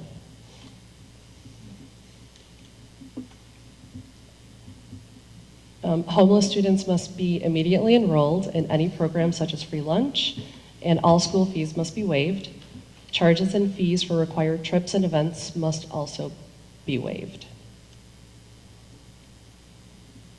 We must ensure that homeless students have an equal opportunity to participate in extracurricular activities and are eligible to do so when they enroll in our schools. Their uniform, we don't wear uniforms, but if they play sports, so sports uniforms, and equipment fees must also be waived. The law also provides these students with priority enrollment in preschool programs. So if there's a waiting list, they have priority enrollment for the next open spot. Can we go back to waiver of school fees for a second? Yeah. I'm still hung up on this homeless versus low income, because you can be homeless and not necessarily be low income. For instance, let's say you have large medical bills in your family and you just can't afford your rent or whatever, or that money needs to be diverted into other areas that you need to exist. So when I read this, at least when I read this slide, page 36, to me, the homeless folks truly get the free public education that is guaranteed in the Constitution of the state of Illinois. How does that differ from low income? Because they don't get, or do they get, the exact same benefits that homeless do? Homeless students get a higher level of benefit. Okay, that's what I'm getting at. Yes. They do. And then let's say they verify that they're homeless, do they also have to verify that they're low income at that point too? No. Oh, because they already have the higher level. They've already hit that high bar of support. They reach it when they're declared homeless. So they don't need to otherwise. Gotcha. So if a child is enrolled here in District 64, obviously at the time they were enrolled here, they were probably living here, and then they lose their ability to live in District 64 and they move out to Elgin, and they still have, but they're living in Elgin where? Not in a box, they're living in a house somewhere. If they move and they are renting a house, or they buy a house, or they have a planned place to live, then their residency changes with their movement. What would cause them to not have a planned place to live? So they're living with... They're living on somebody's couch, or they're living in a homeless shelter. A homeless shelter. But they could be living with a sister in Elgin. Yep. And because they're living in Elgin with a sister, but because they were previous residents here, they have the right to come to school here. And we have to pay to go pick them up from Elgin and bring them back here. Yet they're living in Elgin, in a house in Elgin somewhere. The homeless guidelines call that doubled up. And in order to qualify, you really have to discuss an interview with the family, whether it's a shared plan. So I'm going to move out to Elgin with my sister. We're going to split the rent. I get the downstairs, she gets the upstairs. That's not homeless. But if it's, I have nowhere else to go, my sister doesn't really like me, but she says day by day, we can all stay in the basement, but we're not allowed to go upstairs unless she gives us permission, and I really want to get out of there as fast as I can. This is not what I want for me and my family. That is homeless. So it really takes investigating the situation to see if it's a proactive shared living arrangement or one part of the family or one mom in this situation with kids. She really has lost her ability to find a home and somebody's temporarily taking her in. And each one of these cases has to be interviewed and reviewed.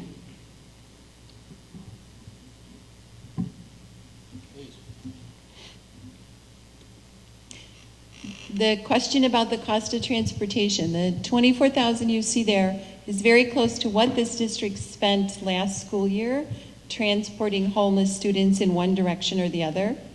Up until last year, it was entirely a cost put onto the districts. But then finally there was an alternative, and the alternative was that if you applied for Title I grants, you could put the entire cost within the Title I grant. So this board last school year did make that decision. We are receivers of Title I, and part of what we use the title grant money for are these homeless expenses. So we pulled the money through the grant last year. We have the money set aside in this year's grant. So why didn't we participate in Title I previously? When I got here, I asked, that was one of my questions. Yeah. And I was told that there was one or a few members of the board that didn't want to get involved in title because of potentially state obligations and requirements. Title several years ago had a lot of extra requirements, like you're forced to offer school choice to families, you were forced to do a lot of things. Also, Title I several years ago didn't include homeless. So titles become a little bit more useful to a district, a little less cumbersome with restrictions. And then it also took a commitment by administration to do the elaborate management of the grant. It is a very complicated and time-consuming grant to manage. So putting all that time in previously may not have covered all of the needs that we get currently under Title I. Right. But and now we're up to close to 400,000, correct? Is it around 380? The allocation for this year is 325,000. We're spending much more than that this year. We have over 500,000 in the account because what we didn't use last year, we were able to roll over. So there are a lot of expenses or a lot of services we're going to be able to provide for students this year through Title I because the budget's $500,000. But one special need Title I person will wipe that out, right? That's not how Title I works. Title I is very much earmarked for tutorial achievement support in the designated buildings. And this year, those designated buildings are Field, Franklin, and Emerson. Oh, and Jefferson. And all of the money is really extra instructional services for low-performing students in the area of math in those 4 locations. And what happens if one of those children has to get outsourced? You're thinking about students with disabilities, where one child can take a high-cost item. Yes. These are not students with these disabilities. These are just students who are lower performing on MAP. The majority of the group isn't disabled. So you're not going to have one of those children in Title I? No. We would be using other funds, special ed funds, for that scenario. Okay.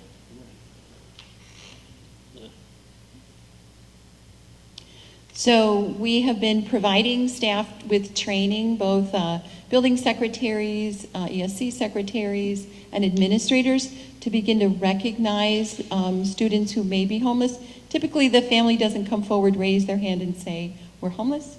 It's much more common that they begin to tell the story of their circumstance, and the staff need to recognize that it could be that situation. Here are some of the examples. We already talked about doubled up, kind of the scenarios that a family may be experiencing that lead to them qualifying under McKinney-Vento.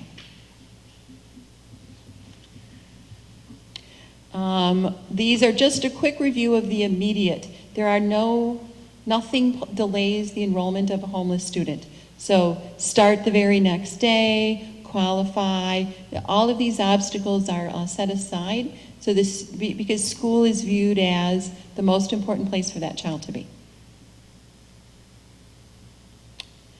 In terms of guardianship, it's thought of a little bit differently. It's really what the residence of the adult that has accepted responsibility for the student.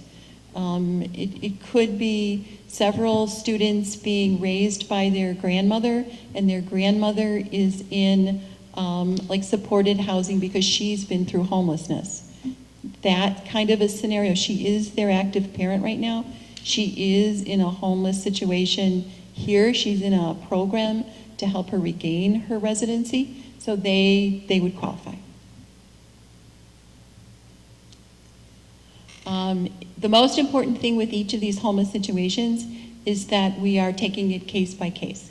So everyone in the training is directed that if they feel like a family could qualify as homeless, that they bring it to my attention, phone call, email, a lot of different ways, and then I reach out and connect with each one of those families. So I know our 5 families that just became, our 5 students that have become 8, I know all of them, and it's my responsibility to get to know them so you can really look at it case by case.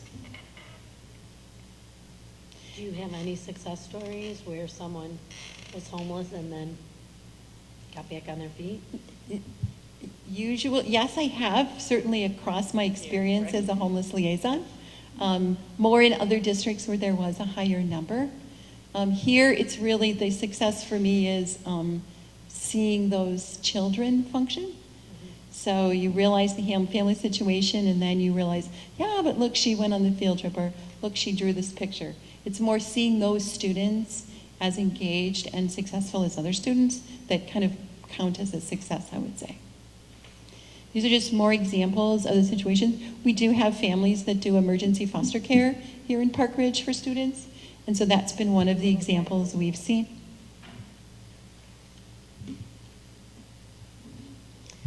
Each Illinois school district is required to identify a trained point person for McKinney-Vento, and this person is the liaison and shares information with families and informs them of their rights.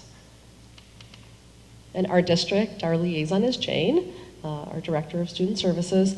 We also have information on our website that includes local supports and resources for our homeless families, and both Jane and I have completed the training to be homeless liaisons. I was just going to say that. Didn't you go through training? Yes, I did. The Illinois State Board of Education website also has information about the rights of homeless families and resources that are available throughout the state.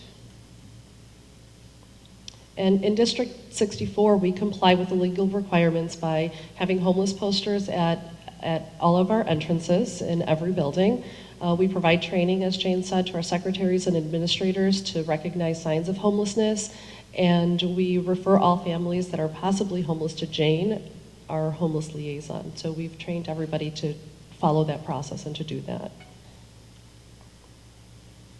The homeless liaison's responsibilities don't end in identification and enrollment. Families are personally connected to their building social worker. They are linked to community resources and social services, and transportation, as we mentioned earlier, is adjusted as needed. So school is the most stable place for most homeless children, and we provide a nurturing environment where kids can be happy and continue to learn. Any other questions? Thank you. This is certainly something the board has not heard about to any great degree in the past, so it's refreshing, interesting, and novel information to us. So I appreciate it. Thank you. Thank you. Thank you. All right, next item on our agenda is update on VoIP. And this is located on page 51 of your missiles.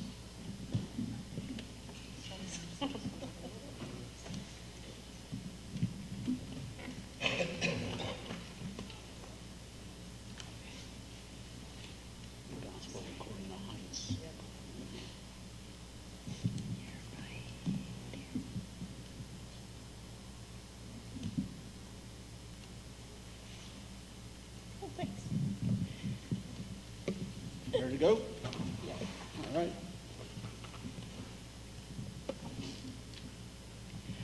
So thank you for your time tonight. The memo in Appendix 8 summarized both the network and VoIP summary, project summaries, which I am happy to say have been successfully implemented and fully incorporated into our technology infrastructure. I do want to thank the board tonight for approving this project back in April. And tonight I'll share some highlights of the features and functionalities that we now experience and have in a more modern telecommunication system. So first up, these upgrades were sustained, these upgrades to the network should sustain the district's infrastructure for the next 7 to 10 years, while we are experiencing more efficiencies through consolidating a lot of our switch infrastructure, which means then we have reduced the amount of switches that we have to a manageable 60 as opposed to a unmanageable 150. So with that, we're experiencing much more efficiencies, a lot of ways that now we can spend more time in terms of intrusion securities and some of these other projects that we'd like to do in the future. But we're in a good place. And this was the groundwork laid for our VoIP implementation. And so with our VoIP implementation, this is just a rundown list of some of the highlights that we're experiencing. We upgraded from our centric system to an IP system. And I mean, thank you very much. We're finally, and I really have to frankly say, we're finally in the 21st century with our phone systems. We also migrated the remaining Centrix lines to POTS. And I don't know if you remember, but the Centric lines are actually legacy lines, and they're being retired by every phone company that you can talk to.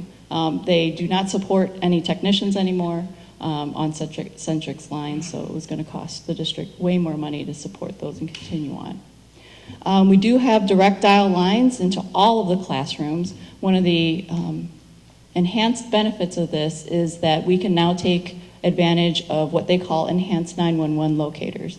And with that, if someone in a classroom were to dial 911, our first responders would know exactly which room in which building that would be. So some of our crisis management retraining will be that now that we have this enhancement, we can make sure that teachers are trained not to call from their cell phones, but to call from the actual classroom phone or the phone in whatever location that they're having to report the crisis in. That way our first responders can save those seconds and get to that place right away. We do now have voicemail indicators because our phones in the past did not let any of our teachers know if they had a message. So now there's indicators on those phones, and as you'll see when I talk about some of the more enhancements to come, that light indicator can mean different things, and we can configure it to mean different things in the future. We have added a single button dial for all of our health aides. So from any classroom, you can call the health office immediately. And we are experiencing a revision of our conference bridging and employing more software solutions to an enhanced conference bridging environment. So lastly, some of the additional developments that are under works right now is an enhanced unified messaging system, so voicemail with email notification for all of our voicemail users. And then as well, working on emergency notifications to administration and main office staff in the midst of a 911 call, or like what Lori mentioned, if we designate like a 511 call for a blue code, which we can decide and designate as a part of our crisis communication plans. So really, we've asked this question for the last year. Can you hear me now? And in many ways, even just some feedback from Dan Walsh, the principal here in Field or at Franklin, where when I first came into the district when we started the school year last year, Franklin had all sorts of phone issues and their main lines were going down. And really, when we opened up this year, he came to me and said, this has been a very successful rollout, and he's much more assured that the phone system's going to work for him. He had also he related to me that he had experienced VoIP implementations in past districts he's worked in, and he said even then that he was experiencing drop calls, and I mean there were all sorts of glitches, and I think because of the way that we had implemented this with a network enhancement as well on top then with our VoIP implementation, we've done it pretty successfully. Question for you. Sure. Andy Duracop got up there a little while ago and talked about the RITA report, and one of the recommendations to have a little sticker, piece of paper stuck on the phones. I'm sure you recall hearing him. Do we have those? And if not, why? Well, I'm not familiar with what was written in the RITA report, but I definitely will look into it. Depending on what the sticker actually conveyed, what information the sticker conveyed? It was a directory, I think. I think it was a directory that every phone was going to have a directory so that you immediately know if I got a call, this and this. It's right here, I have it right here. It says all telephones should be labeled with emergency dialing instructions. I think what he was getting at, if memory serves, Tony, was with some systems you got to dial 9 to get out, with other systems you don't have to dial 9 to get out. It was one of the things I know we had to do with our company is we had to actually say you don't have to dial 9 for 911, something like that. So I think that was just this. Not that we shouldn't put 511 means this and 911 means that when you get to it, but I think that was the requirement when I read the RITA report right here. Yeah. Exactly. So we need to label the phones. Sure. That's a quick fix. Mm-hmm. Hey, MJ, do you know, I know when we evaluated this system and everything, I think one of the things that you had shared was that you expected to see a lot higher usage of voicemail with this system. Do you know if we've had any measure to know if that's actually been the case? Do you mean the number of voicemails that are left for teachers? Right.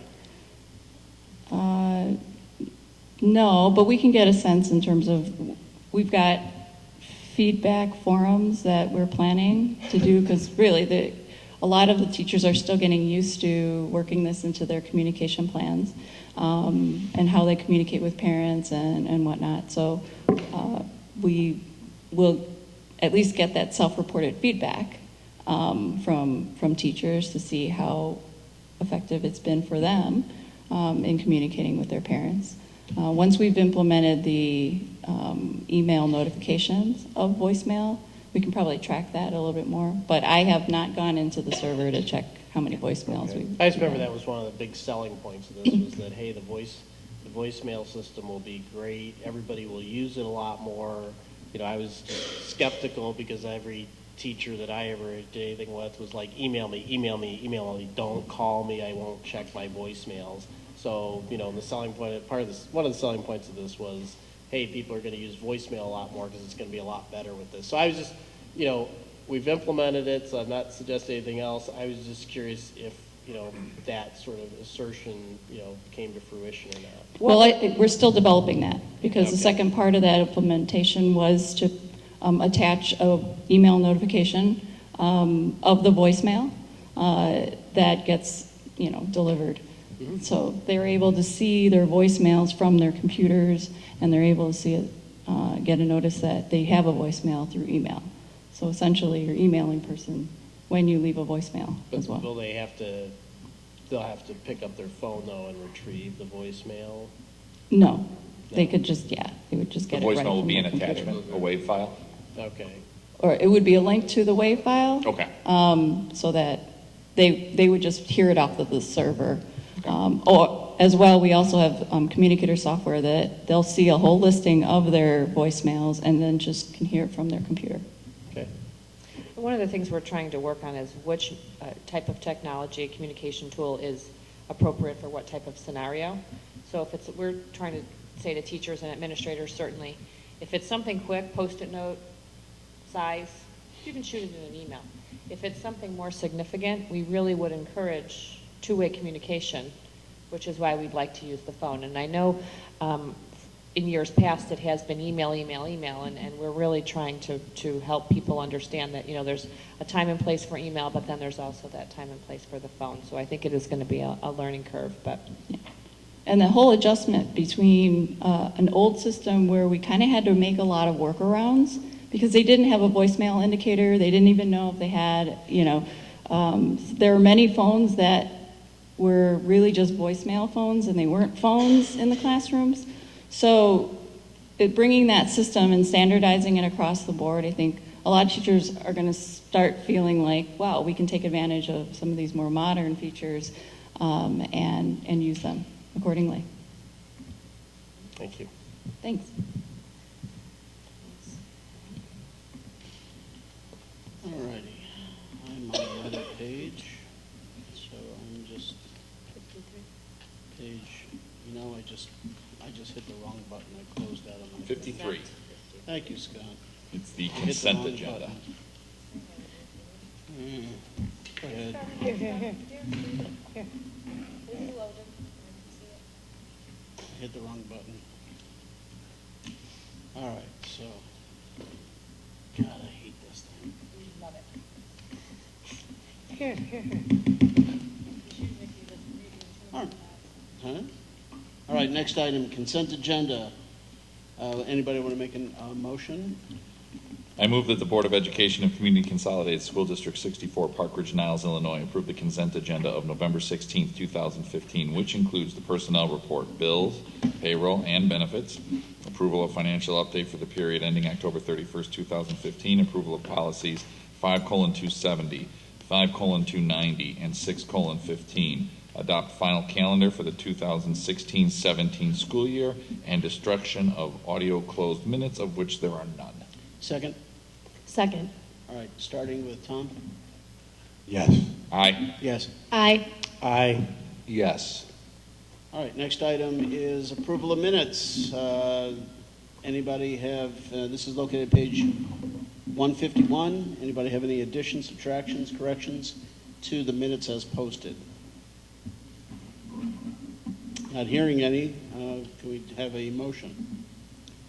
I move that the Board of Education of Community Consolidated School District 64, Park Ridge-Niles, Illinois, approve the minutes for the regular board meeting of October 26, 2015.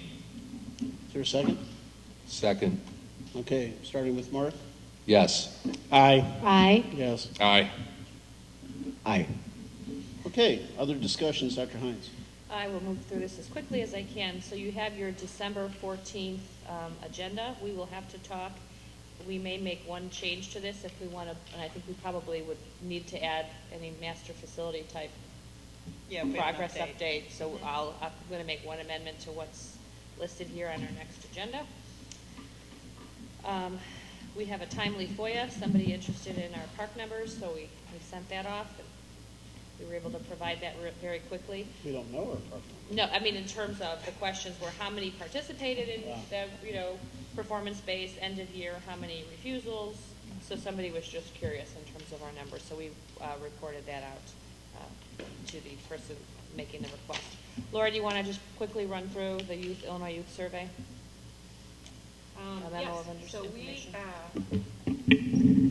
Every other year, Park Ridge participates in the Illinois Youth Survey. The results of that survey are used by our community and by our schools to design programs to support students. The survey asks students questions about behaviors related to things like nutrition and alcohol and the abuse of other substances. It's a completely anonymous survey, and no identifying information is collected from students, and students can decline participation in the survey, and they can stop taking the survey at any point during survey administration. Our protocol in District 64 has been to not only inform parents about it through School Messenger and give them the opportunity to decline through School Messenger, but also to send parents a letter in the mail so that they don't miss the opportunity to decline the survey.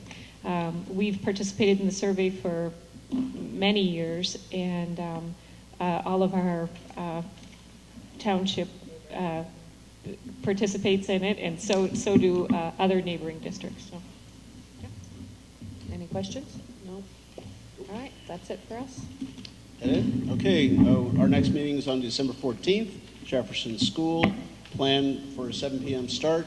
Do I have a motion to? Oh, and don't We have forget that the other 30th. meeting. All right. We have that other meeting, the emergency. November Well, 30th. the emergency meeting, yeah. Thank you. Okay.